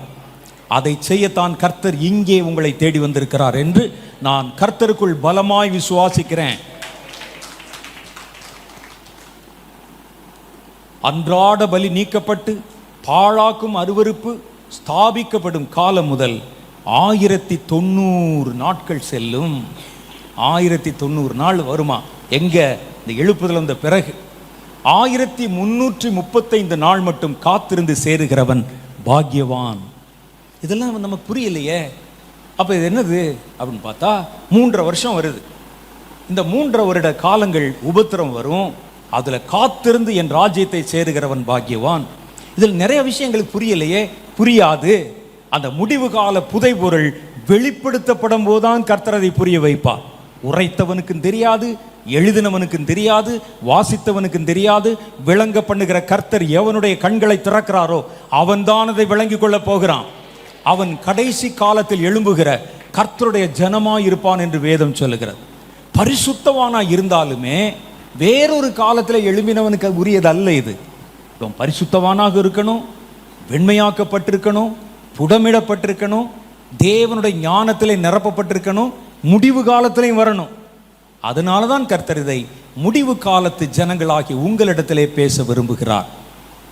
நம்ம தானே முடிவு கால ஜனம். நம்ம கிட்ட தான் கர்த்தர் இந்த பெரிய காரியத்தை பேச விரும்புகிறார். இந்த 3 நாட்கள் இதை பற்றி தான் நம்ம பார்க்க போகிறோம். நீங்கள் இங்கிருந்து போகும் பொழுது ஒரு துவக்க நிலை கிறிஸ்தவர்களாக அல்ல, சாதிக்கிற கிறிஸ்தவர்களாக போகணும். ஏதோ 1-2 பேர் தப்பாக போனால் கூட பரவாயில்ல, மற்றவர்கள் எல்லாம் நம்ம சாதிக்கிற கிறிஸ்தவனாக போகணும். கர்த்தரிடத்திலிருந்து பெறுவதற்காக அல்ல, கர்த்தருக்கு கொடுப்பதற்காக, செய்வதற்காக வந்திருக்கிறோம். கர்த்தாவை சொல்லும் அடியேன் கேட்கிறேன் என்கிறவர்களை கர்த்தர் இன்றைக்கு எதிர்பார்க்கிறார். கர்த்தர் அப்போ தான் அவங்ககிட்ட தான் சொல்லுவார்.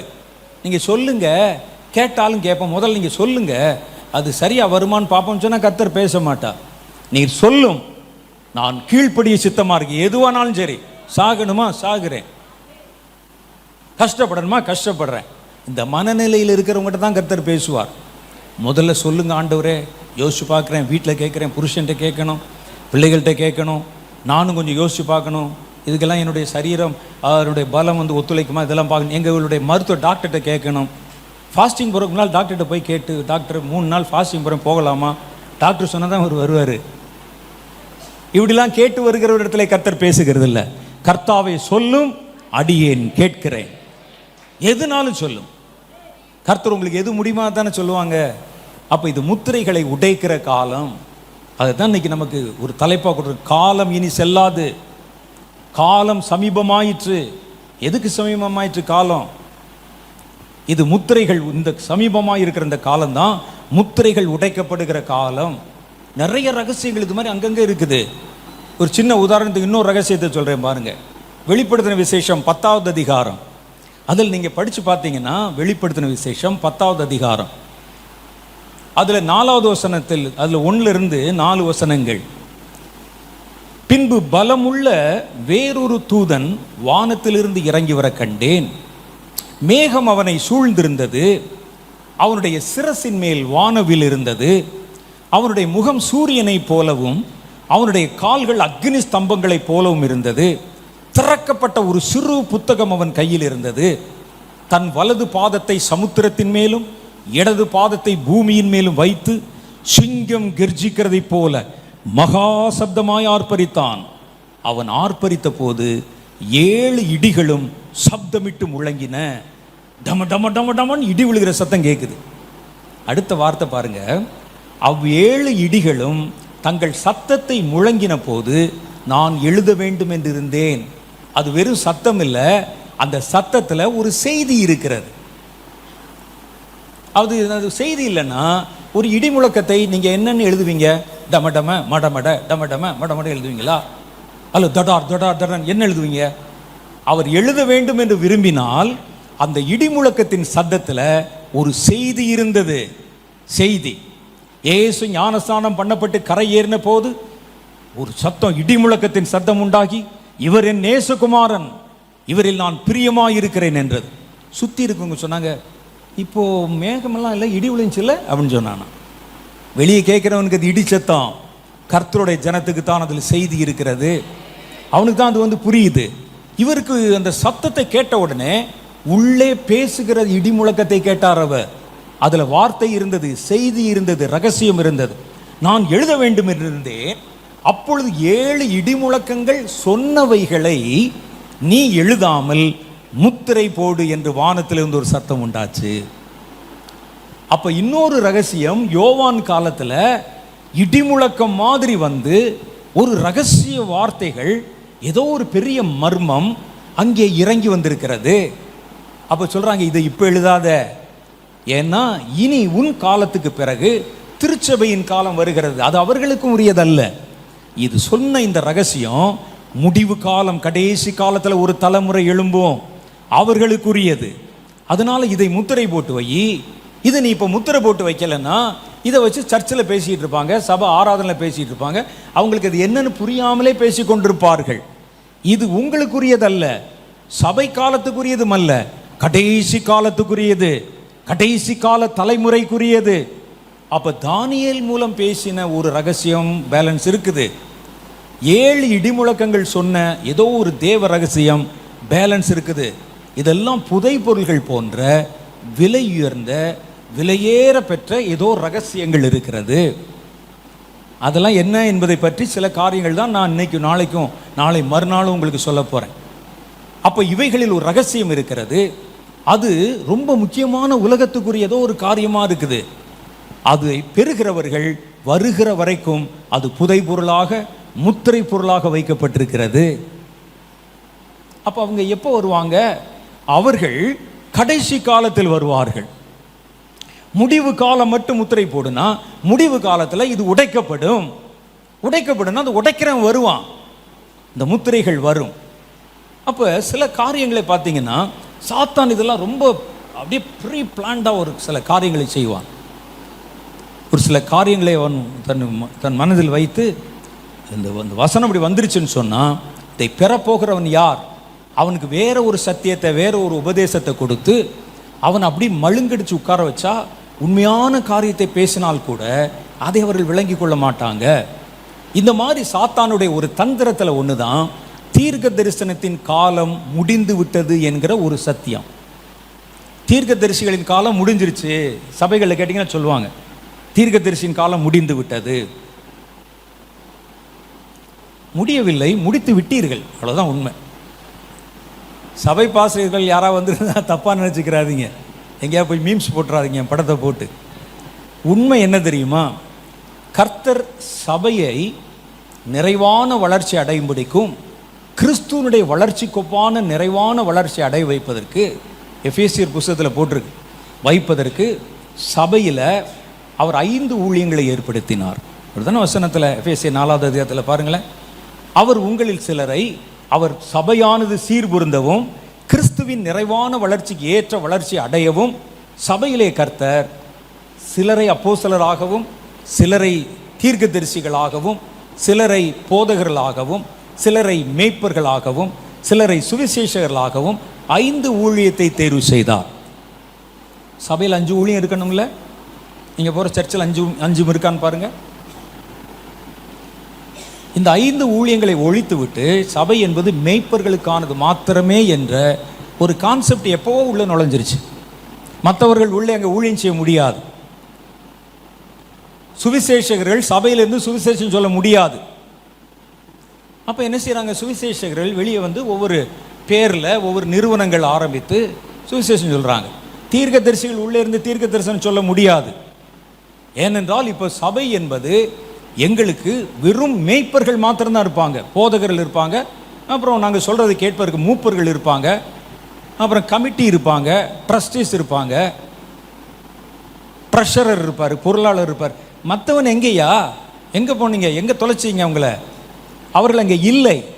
அப்படி அவர்கள் இல்லாவிட்டால் எப்படி நிறைவான வளர்ச்சி உண்டாகும் அங்கே போகிற ஒரு விசுவாசிக்கு? இந்த 5 பேருடைய சர்வீஸ் வந்தால் தானே நிறைவான வளர்ச்சி வரும்னு வேதம் சொல்லுது. அப்படித்தானே வசனம் சொல்லுது. 5 ஊழியம். இப்போ நான் இன்னைக்கு உங்கள் நடுவில் ஒரு முழு மனுஷனாக வந்து நிற்கிறேன்னா எனக்கு பல பேர் சர்வீஸ் பண்ணியிருக்கிறாங்க, அதனால தான் ஒரு முழு மனுஷனாக நிற்கிறேன்.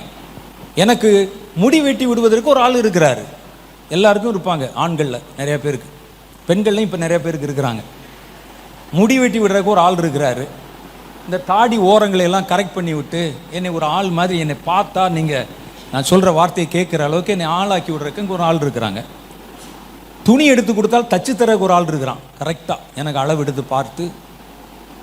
நான் கல்லூரியில் படித்ததுலேருந்தே மதுரையில் ஒரு டெய்லர்ட்டை தான் தைக்கிறேன் இப்போ வரைக்கும். சில நண்பர்கள் என்ன செய்வாங்கன்னா, ஒரு துணி எடுத்து ஒரு பர்த்டேக்கு அந்த டெய்லர்கிட்ட கொடுத்து இது பாஸ்டருக்குன்னு சொல்லிவிட்டு அவரே தைச்சு கொரியரில் எனக்கு அனுப்பிடுவார் இப்போ வரைக்கும். வேறு எங்கேயுமே நான் மாற்றி தைக்கிறது இல்லை. அப்போ என்னை இப்போ நான் அப்படி என்னை பார்க்குறீங்கன்னா அதுக்கு பின்னால் அவர் சர்வீஸில் இருக்கிறாரு. நான் சாப்பிட்றதுக்கு பாருங்கள் எத்தனை பேர் வேலை செய்கிறாங்கன்னு. விதைக்கிறேன் ஒருத்தன், அறுக்கிறேன் ஒருத்தன், களஞ்சியத்தில் கொண்டு சேர்க்குற ஒருத்தன், அரிசியை பட்டை திட்டுறேன் ஒருத்தன், உழவு பண்ணி சமைக்கிறவர் ஒருத்தர், கொண்டாந்து என் பிளேட்டில் போடுறதுக்கு இவ்வளோ பேர் சர்வீஸ் எனக்கு தேவைப்படுது. அதை கூட விட்டுருங்க, நீ ஆளாக்கி விடுவதற்கே இவ்வளோ இருப்பாங்க. செப்பல் போடுறனே அது ஒரு ஆள் செஞ்சுருக்கிறான். செஞ்சு இவ்வளோ பேருடைய சர்வீஸில் தான் ஒரு மனுஷனாக வந்து இங்கே நிற்கிறேன், நீங்களும் நிற்கிறீர்கள். இதில் மற்றவங்களையெல்லாம் ஒழிச்சிட்டு நாங்கள் சட்டை தைக்கிற மாத்திரம்தான் இருப்போம் அப்படின்னு சொன்னால் நான் காட்டு மிராட்டி மாதிரி முடிவெடுத்து தான் வந்து நிற்கணும். கொரோனா காலத்தில் பார்த்தீங்கன்னா ஆண்கள் அவன் வந்து படம் எடுத்து இன்றைக்கு 21வது நாள் 41வது நாள் படம் எடுத்து போடுவான். காட்டு மிராண்டி மாதிரி கடை இல்லை, முடிவெட்ட முடியாது, சலூன்களையெல்லாம் வந்து மூடிட்டாங்க. பல பெண்கள் தன்னுடைய கணவன்மார்களுக்கு இஷ்டப்படி முடி வெட்டி விட்டாங்க. உன் குடுமி ஏன் கையிலடா அப்படின்னு பார்த்துருப்பீங்களா யூடியூப்பில். என்னுடைய பார்பர் எனக்கு முடி வெட்டுறதுக்கு ராத்திரி 1 மணிக்கு வர முடியுமான்னு கேட்பார். நானும் சதீஷ் பிரதர் ராத்திரி வந்து ஹெட்லைட்டு போடாமல் போவோம் காரில். அவர் கடையில் லேசாக திறந்து வச்சுருப்பார், அது உள்ளே போய் தெரியாமல் உள்ளே வாங்க இழுத்து உடனே முடி வெட்டி அப்படியே அனுப்பிடுவார். கொரோனா காலத்தில் பயங்கரம். அப்போ அந்த 5 சேர்ந்தா தானே நான் ஒரு முழு மனுஷனாக வந்து நிற்க முடியுது. இது மாதிரி எவ்வளோ பேர் சர்வீஸ் பண்ணியிருக்காங்க பாருங்களேன். இப்போ திருப்பத்தூரில் வந்து உட்காடுறீங்க, நீங்களாவா வந்து பஸ் ஓட்டிகிட்டு வந்தீங்க? உங்களுக்கு ஒரு டிரைவர் தேவைப்பட்டதில்ல, ஒரு கண்டக்டர் தேவைப்பட்டதில்ல, காசு நீங்கள் கொடுத்தாலும் சர்வீஸ் பண்ண ஒரு ஆள் வேணும்ல. இவ்வளவு இருந்தால் தானே ஒரு காரியம் நடக்கிறது. ஆனால் சபையில் மாத்திரம் எல்லாம் நான் ஒருவரே செய்வேன்னு சொன்னால் நீங்கள் எந்த லட்சணத்தில் வளருவீர்கள் என்று யோசித்து பாருங்கள். சட்டை நல்லா இருந்தால் முடி நல்லா இருக்காது, முடி நல்லா இருந்தால் சட்டை நல்லா இருக்காது, துணியை போத்திட்டு வரணும், சட்டையும் துணி நல்லா இருந்தால் செருப்பு நல்லா இருக்காது, இது 3 சரியாக இருந்தால் சாப்பிட்ற சாப்பாடு நல்லா இருக்காது. எல்லாம் அவரவருடைய வேலை செய்தால் தான் நீங்கள் பரிபூர்ணமடைய முடியும். அப்போ மற்றவர்கள் எங்கே? சர்ச்சில் எங்கே? இன்னைக்கு ஊழியர்கள் எங்கே? எங்கே தீர்க்கதரிசி? எங்கே சுவிசேஷகன்? எங்கே சுவிசேஷன்? சும்மா கலட்டி விட்ட மாதிரி பாவம் அங்கே எங்கே போகிறாங்க. அவங்களுக்கு சப்போர்ட் இல்லை, ஒன்றும் இல்லை, ஒரு ஊழியம் செய்ய முடியல. எப்படி வளர்ச்சி அடையும்? கிறிஸ்துவின் நிறைவான வளர்ச்சிக்கு ஏற்ற வளர்ச்சி அடையும். அப்போ இதெல்லாம் சாத்தானுடைய தந்திரம். சில காரியங்களை வச்சு ஒரு கிறிஸ்தவர்கள் இருக்கிற மாதிரி இருக்கணும், இல்லாத மாதிரி இருக்கணும். அவர்கள் அல்லையிலோ அல்லையிலோன்னு சொல்லணும், ஆனால் வேறு எதுவுமே செய்யக்கூடாது. அவங்களுக்கு ஏதாவது வசனம் பேசினா புரியக்கூடாது, கர்த்தருக்கு செயல்பட சொன்னால் செயல்பட தெரியக்கூடாது. அவங்களுக்கு ஒன்றே ஒன்று, உங்கள் கடமை என்னன்னு கேட்டால் காணிக்கை கொடுப்பது மாத்திரமே. கொடுத்துட்டீங்கன்னா எல்லாம் முடிஞ்சிடும், போ அல்லது அனுப்பு. இது என்ன புது கான்செப்டாக இருக்குது? ஒன்று போங்க, அல்லது அதுக்கு பதிலாக காசை கொடுத்து அனுப்பிடுங்க, நாங்கள் வேணால் பார்த்த ஆள். இது கடைசி காலத்தில் வெளிப்பட போகிற தீர்க்க தரிசன சந்ததிக்கு சொல்லப்பட்ட வார்த்தை.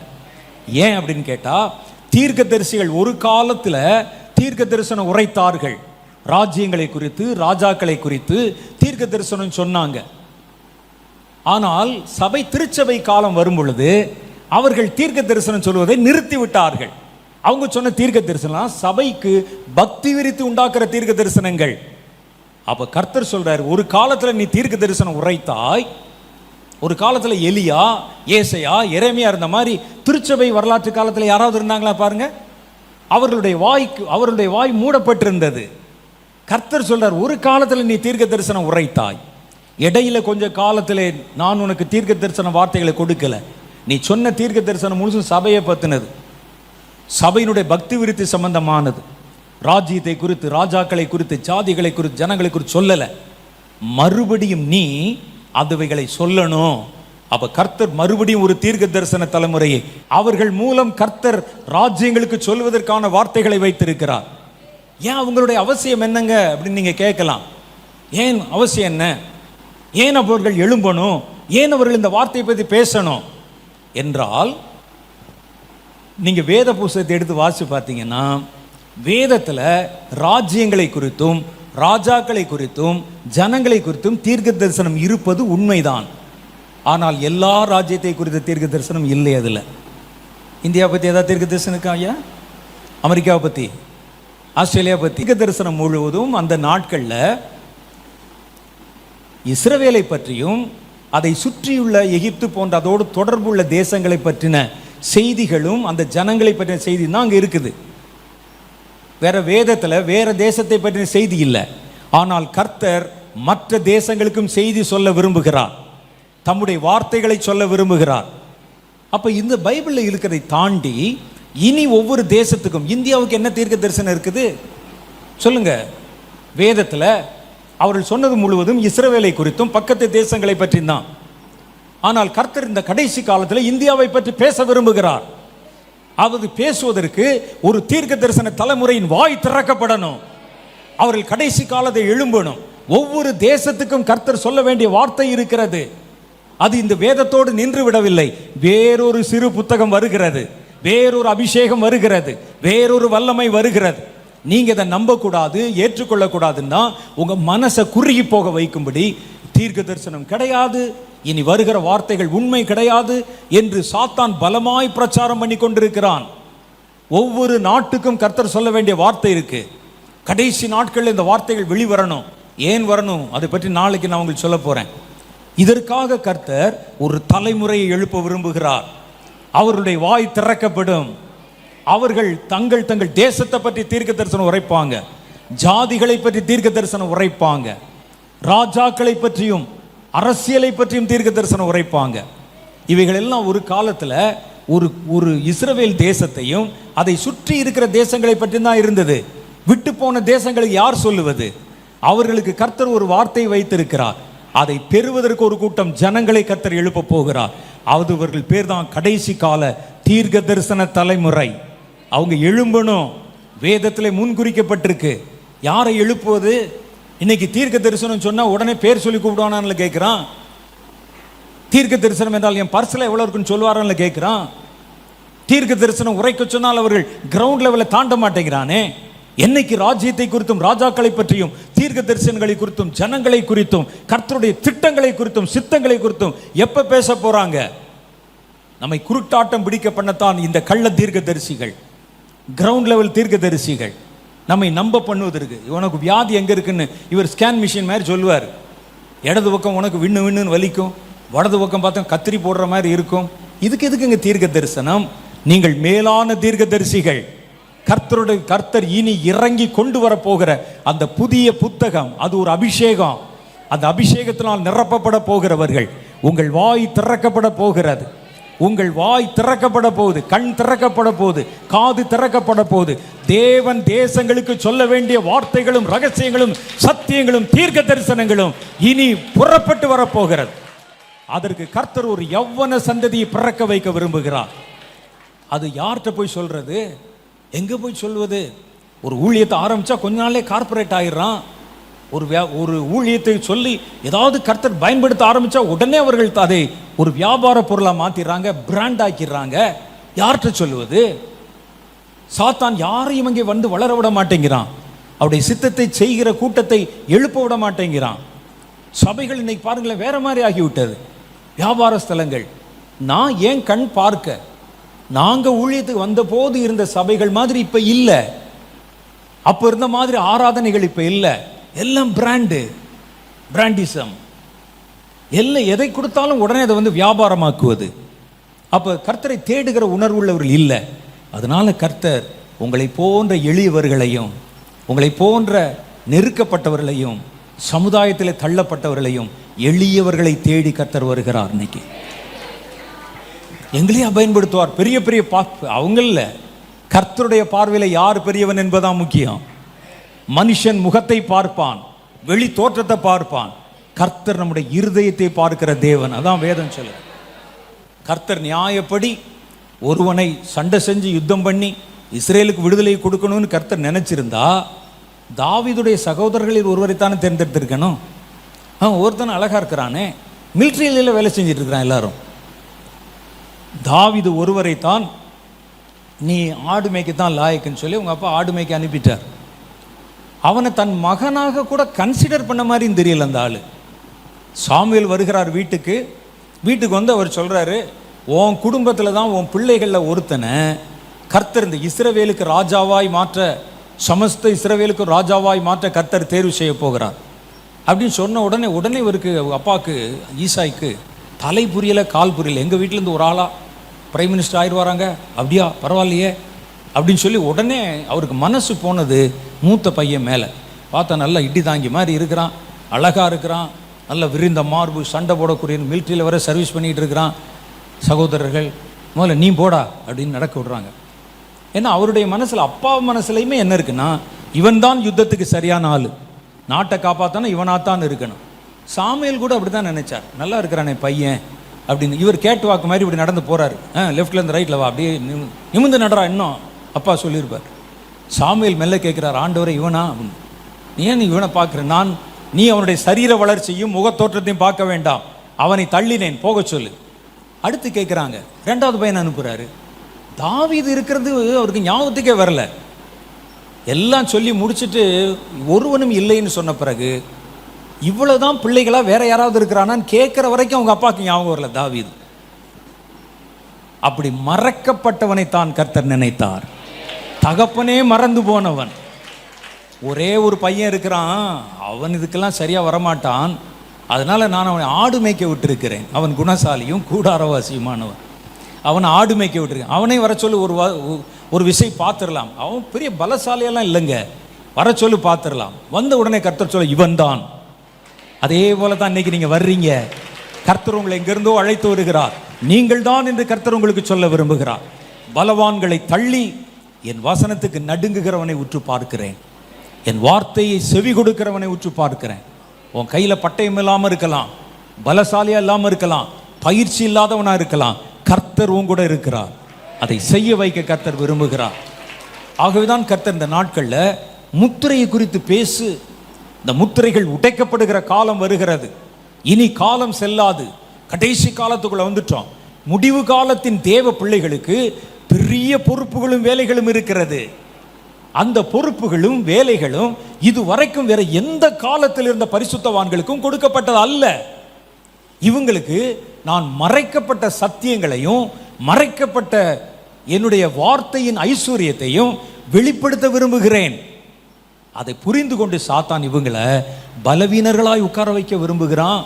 பாரம்பரியங்களை கொடுத்து இவ்வளவுதான் கிறிஸ்டியானிட்டி என்று சொல்லி சர்ச்சுக்கு வந்தா போதும் என்பதை போல அடிப்படை காரியங்களை சொல்லி அவர்களை குளிர்காய வைத்து கொண்டிருக்கிறான். குளிர்காய்கிற அனுபவம் அப்படித்தான். நான் ஒரு பெரிய ஊழியக்காரங்க, நீங்க என் கூட இருந்தாலே போதும், அப்படியே நீங்க இருந்து கொள்ளுங்கள் அப்படின்னு சொல்லி அப்படியே வச்சு, நம்ம சபை பெரிய சபை, நீங்க இங்கே இருந்தாலே போதும், பரலோகத்துக்கு நீங்கள் போயிடலாம் அப்படிங்கிற மாதிரி சில காரியங்களை உங்கள் இருதயத்தில் ஏற்றி கருத்தேற்றம் பண்ணி வச்சிருக்கிறாங்க. அப்படிலாம் போக முடியாது. அது பேர் தான் குளிர் காய்கிற அனுபவம். குளிர் காய்கிறதுனா என்ன? பக்கத்தில் நெருப்பு இருக்கும், போய் குளிர் நேரத்தில் உட்கார்ந்துருப்பாங்க, மேலே அந்த நெருப்பு படும். பேதுரு அப்படித்தான் உட்கார்ந்துருந்தார், குளிர் காய்ந்து கொண்டிருந்தார், நெருப்பு பட்டது. அப்போ பக்கத்தில் வந்து ஒரு வேலை பார்க்குற அம்மா கேட்குறாரு, உன்னை நாங்கள் பார்த்துருக்கிறேனே, நீ இயேசுவோடு இருந்தவன் அல்லவா என்றார்கள். இல்லை இல்லை இல்லை, என்னை மாதிரி 7 பேர் இருப்பாங்க, அதில் யாராவது ஒரு ஆளை பார்த்துருப்பான், அந்த அம்மா இருக்குமோ அப்படின்னு போயிடுச்சு. அந்த அம்மா மறுபடியும் யோசிக்கிறான், இல்லையே இந்த அம்மா இந்த ஒரு ஆள் எங்கேயோ பாதிக்கப்பட்டிருப்பாங்க போல இருக்கு. இந்த 5000 பேர் பந்தி வச்ச போது அங்கே அந்த போய் உட்காருன்னு ஏதோ சொல்லியிருப்பார் போல இவர். அல்லது குழந்தைகளை கொண்டு வரும்போது தள்ளி விடுறாங்களா, அதில் ஏதாவது மாட்டியிருப்பாரோ தெரியல. இந்த அம்மாவுக்கு ஞாபகம் வந்துருச்சு, இல்லை இவரோட தான் இருந்தவர். நேராக வந்து கேட்குறாங்க, இல்லை நான் உன்னை பார்த்துருக்கிறேன், இல்லை என்று சொல்லி அவர் சபிக்கவும் சத்தியம் பண்ணவும் துவங்கினார். மறைந்து கொண்டார். அப்போ சேவல் 3 தடவை, அது உங்களுக்கு தெரியும் அந்த கதை. இப்போ அதே பேதுரு, ஜனங்கள் பார்த்துருவாங்கன்னு பயந்த பேதுரு, கர்த்தருடைய அபிஷேகம் இறங்கின போது, வல்லமை இறங்கின போது, அவர் 11 பேரோடு எழும்பி, அவனைக்கு பாருங்க, ஒரு பெண்ணுக்கு முன்னால் நிற்க முடியல. அவர் 3000 பேருக்கும் அதிகமான பேர் அந்த வீட்டில் நிற்கிறாங்க. இயேசுவை அறிக்கையிட ஆரம்பித்தார். காரணம் என்ன தெரியுமா? முதல்ல அவர் நெருப்பு பக்கத்தில் உட்கார்ந்துருந்தார். இயேசு அந்த நெருப்பு, அது பக்கத்தில் உட்கார்ந்து குளிர் காஞ்சிக்கிட்டு இருந்தான், மறுதளித்தான், பலம் இல்லை. ஆனால் இங்கே நெருப்பு பக்கத்தில் இல்லை, நெருப்பு அவருக்குள் இறங்கி விட்டது. அதனால தான் அவன் அன்றைக்கு எழும்பி நிற்க ஆரம்பித்தான். நீங்க நெருப்பு பக்கத்தில் இருக்கலாம், உங்க மேல தீ படுற மாதிரி தெரியலாம், ஆனாலும் நீங்கள் பலவீனர்கள். எப்பொழுது அந்த நெருப்பு உங்களுக்குள்ள போகுமோ அப்பொழுதுதான் நீங்கள் பலவான்களாக எழும்பி நிற்க முடியும். சாத்தான் உங்களை நெருப்பு பக்கத்திலே உட்கார வச்சு குளிர் காய்கிற அனுபவத்திலே வச்சிருக்கிறான். ஏமாந்துராதீங்க. ஒரு ஊழியக்காரனோடு கூட நீங்க சேர்ந்திருப்பது உங்களை பரலோகத்துக்கு கொண்டு போயிடாது. கர்த்தருக்குள்ள நீங்க இருக்கணும். ஒரு சபைக்குள்ள இருந்த அந்த சபை முழுசும் உங்களை உத்தரவாதம் பண்ணி கொண்டு போயிடாது. அவர்கள் இது வழி என்று தான் காட்ட வேண்டும். அவர்கள் வழி அல்ல என்பதை நீங்கள் புரிஞ்சுக்கிறணும். நான் உங்களுக்கு இது வழி என்று காட்ட முடியும். நான் வழி அல்ல, இயேசுதான் வழி. அவர் தான் உங்களுக்கு கொண்டு போய் சேர்க்க முடியும். அதை புரிஞ்சுக்கிறணும். பேதுருனுடைய நிலைமை அன்றைக்கு அப்படித்தான். இயேசு கிறிஸ்து அந்த அக்கினி, அவர் பக்கத்தில் குளிர் காய்கிற அனுபவத்தில் தான் அந்த 3.5 வருஷம் ஓடிக்கிட்டு இருந்தார். அவருக்குள்ளே என்ற அந்த அக்கினி இல்லை. என்றைக்கு அந்த அக்கினி இவருக்குள்ளே நுழைந்ததோ அன்றைக்கு அவர் கர்த்தருக்கு என்ற வைராகிய சாட்சியை எழும்பினார். இதெல்லாம் சாத்தானுடைய தந்திரம். சர்ச்சில் இருக்கிறீங்க, நாங்கள் ஒரு பெரிய அமைப்பு, எங்கள் கூட்டத்தில் குழுவில் இருக்கிறீங்க, ஒரு பெரிய ஊழியக்காரர் இடத்துல இருக்கிறீங்க, அவ்வளோதான். நீங்கள் அப்படியே வந்தால் கர்த்தர் வந்தால் உங்களை எக்காலத்தை ஊதி கூட்டிகிட்டு போயிடாரு. அப்படிலாம் நம்பாதீங்க. என்கிட்ட அப்படி தான் சொன்னாங்க. நான் ரட்சிக்கப்பட்ட புதுசில் எனக்கு அப்போ ஒன்றும் தெரியாது. நான் கடவுள் இல்லை என்று சொல்லுகிற மறுப்பு இயக்கத்தில் இருந்தவன். நான் கல்லூரியில் படிக்கும்போது நான் கம்யூனிஸ்ட் கட்சியில் பொறுப்பு வகித்தவன். சாமி இல்லை, அதை கற்பித்தவன் முட்டாள் என்று சொன்னவன். இப்போ நான் புதுசாக வந்து கர்த்தருக்குள்ளே வந்தால் எனக்கு ஒன்றுமே தெரியல. எங்கே போகணும், என்ன செய்யணும், எப்படி பைபிள் படிக்கணும், என்ன செய்யணும் ஒன்றும் தெரியாது. ஒரு சர்ச்சுக்கு போயிட்டேன். அந்த நேரங்கள் எல்லாம் 1979 எல்லாம் சபைகள் எல்லாம் ஒன்றும் ரொம்ப குறைவு. எங்கள் ராமநாதபுரத்தில் ஒரு கேத்தலிக் சர்ச் இருக்குது, ஒரு சிஎஸ்ஐ சர்ச் இருக்குது, ஒரு பெந்தகோஸ்தை சர்ச் இருந்தது. இது 3 தான். அப்போ நான் பார்த்தேன், இந்த பெந்தகோஸ்தை சர்ச்சுக்கு போயிட்டேன். சர்ச்சுக்கு போனோடனே அவங்க சொன்னாங்க, நல்ல இடத்துக்கு கர்த்தர் கொண்டாந்து சேர்த்துட்டார் தம்பி. ஏன்னா நம்ம சபை தான் ஒரு ISI முத்திரை வாங்கின சபை, பரலோகத்தில் ஒரு முத்திரை வாங்கின சபை, வந்திருக்கீங்க அப்படின்னு சொன்னார். சொல்லி நல்லா வைத்து கொண்டார்கள். அங்கே நல்லா தான் இருந்தது, உபதேசம் நல்லா இருந்தது. பார்த்தீங்களா நாங்கள் போட்டுக்க சட்டை எப்படி இருக்குது, நாங்கள் எங்களுடைய முடி, நான் அப்போ தான் கல்லூரியிலேருந்து போனதுனால எங்கள் காலத்தில் கொஞ்சம் முடி கொஞ்சம் நீளமாக வச்சுருப்போம். இதெல்லாம் வெட்டணும்னு சொன்னார், வெட்டிட்டேன். எல்லாம் போயிட்டு அங்கே தான் அப்போ தான் கர்த்தர் பரலோகத்துக்கு கூட்டுப்பார். முடி வச்சா யாரையும் கூட்டு போக மாட்டார், நான் நம்பிட்டேன். அப்படி உள்ளே இருந்தேன். அதற்கு பிறகு கர்த்தருடைய ஆவியானவர் என்னுடைய நண்பர்களுக்கு நான் போய் சொன்னேன் சுவிசேஷத்தை. காலேஜில் படிச்சுக்கிட்டு இருக்க என்னுடைய நண்பர்களுக்கு, அவங்க அதை பார்த்துட்டு நாங்களும் அதே மாதிரி கர்த்தரிடத்தில் வரணும், ஜெபம் பண்ண விரும்புகிறோம். நாங்கள் சபைக்கு கூப்பிட்டேன். அவங்க சொன்னாங்க, சர்ச்சுக்கெல்லாம் வரமாட்டப்பா, எங்கள் வீட்டிலலாம் தெரிஞ்சால் அவ்வளோதான் தண்ணி தெளிச்சு விட்ருவாங்க, நீ தனியாக ஜெபம் பண்ணுறீங்களா, அங்கே என்னையும் கூப்பிட்டு போய் ஜெபம் பண்ணு சொன்னாங்க. ஒரு பள்ளி மைதானத்தில் நாங்கள் கூடி ஜெபம் பண்ணினோம். ஜெபம் பண்ணுறோம். எனக்கு ஜெபமெல்லாம் பண்ண தெரியாது. அப்போ கண்ணை மூடி அப்படி உட்காந்துருக்கோம். இல்லையா இல்லைன்னு சொல்கிறேன். அவனுக்கு அபிஷேகம் இறங்கி தரையில் உருண்டு விழுறாங்க. எனக்கு என்ன செய்வதுன்னு தெரியல. என் கூட படித்தவங்க, அவன் விழுந்து அந்நிய பாஷை பேசுகிறான். திடீர்னு என்ன செய்யணும் என்று எனக்கு புரியல. ஒரு ஜெபத்தை எப்படி ஆரம்பிக்கணும் தெரியாது, முடிக்கணும் தெரியாது. அவர்கள் வந்தார்கள். நான் ரட்சிக்கப்பட்டு அபிஷேகம் பண்ணப்பட்டதிலிருந்து ஒரு மாதத்துக்குள்ளே 22 பேர் கர்த்தருக்குள்ளே வந்துட்டான். என் கூட படித்தவன் எல்லாரும் 22 பேர். நாங்கள் ஒரு டீமாக கூடி ஜெபம் பண்ணுறோம். யாருக்குமே ஒன்றும் தெரியாது.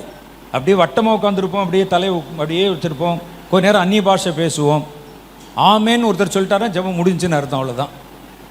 அப்படியே ரொம்ப நேரம் உட்காந்துருப்போம், 1 மணி நேரம். ஆமேன் அப்படிமா ஒருத்தன், சரி வாங்க போவோம்னு சொல்லி டீ குடிச்சிட்டு வீட்டுக்கு வந்துடுவோம். மறுபடியும் போவோம், கொஞ்ச நேரம் அந்நிய பாஷை பேசுவோம். ஒன்றும் ஒரு பிரசங்கம் பண்ண தெரியாது, ஜெபம் பண்ண தெரியாது, யாருக்குமே தெரியாது. நான் தலைவர், எனக்கே தெரியலன்னா அவங்களுக்கு எப்படி தெரியும் புதுசாக வந்தவனுக்கு? நான் தான் உங்களுக்கு சொல்லி கர்த்தரிடத்துல கொண்டு வந்துடுறேன். ஆனால் தரிசனம் பார்ப்பானுங்க, ஆண்டவர் பேசுகிறத பார்ப்பாங்க, சத்தம் கேட்குதுன்னு சொல்லுவான். 22 பேர் டீமு. எங்கள் பாஸ்டருக்கு நியூஸ் போயிடுச்சு. இந்த பாஸ்டர் சொன்னார், தம்பி நீங்கள் இப்படிலாம் வெளியெல்லாம் போய் ஜெபம் பண்ணக்கூடாது. எங்கே போய் ஜெபம் பண்ணி அபிஷேகம் கிடச்சின்னு கேட்டார். ஸ்கூல் கிரவுண்டில்ன்னு சொன்னேன். அப்போ அவர் சொன்னார், வறண்ட நிலத்தில் சுற்றி திரிகிற ஆவி, பரிசுத்த ஆவின்னா சர்ச்சுக்குள்ளே தான் இருக்கும். வசனத்தில் என்ன போட்டிருக்கு, அந்த பொல்லாத ஆவி துரத்தப்படும் போது வனாந்திரமான இடத்துல சுற்றி திரிந்து அப்படின்னு போட்டிருக்கு. அந்த ஆவியில் ஒன்று தான் அந்த 22 பேரையும் நிரப்பி இருக்குன்னு சொன்னார்.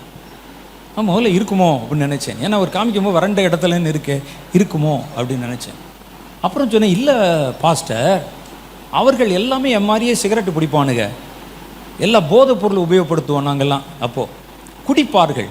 இந்த அபிஷேகம் வந்த உடனே எல்லாத்தையும் தூக்கி போட்டானே, அப்போ பிசாசின் ஆவி செய்யுமான்னு கேட்டேன். செய்யும் நான். இதனால் செய்யுமா, அது என்னன்னு புரியலை. அப்புறம் சொன்னார், 22 பேர் இங்கே உள்ளே கொண்டாந்து சேர்த்துருனார். அவங்க குடும்ப பின்னணியில் அவங்களாம் வர முடியாது, எல்லாம் வேறு மதத்தை சேர்ந்தவர்கள். இஸ்லாமியர்கள் அதில் ஒரு 3 பேர் இருக்கிறான்.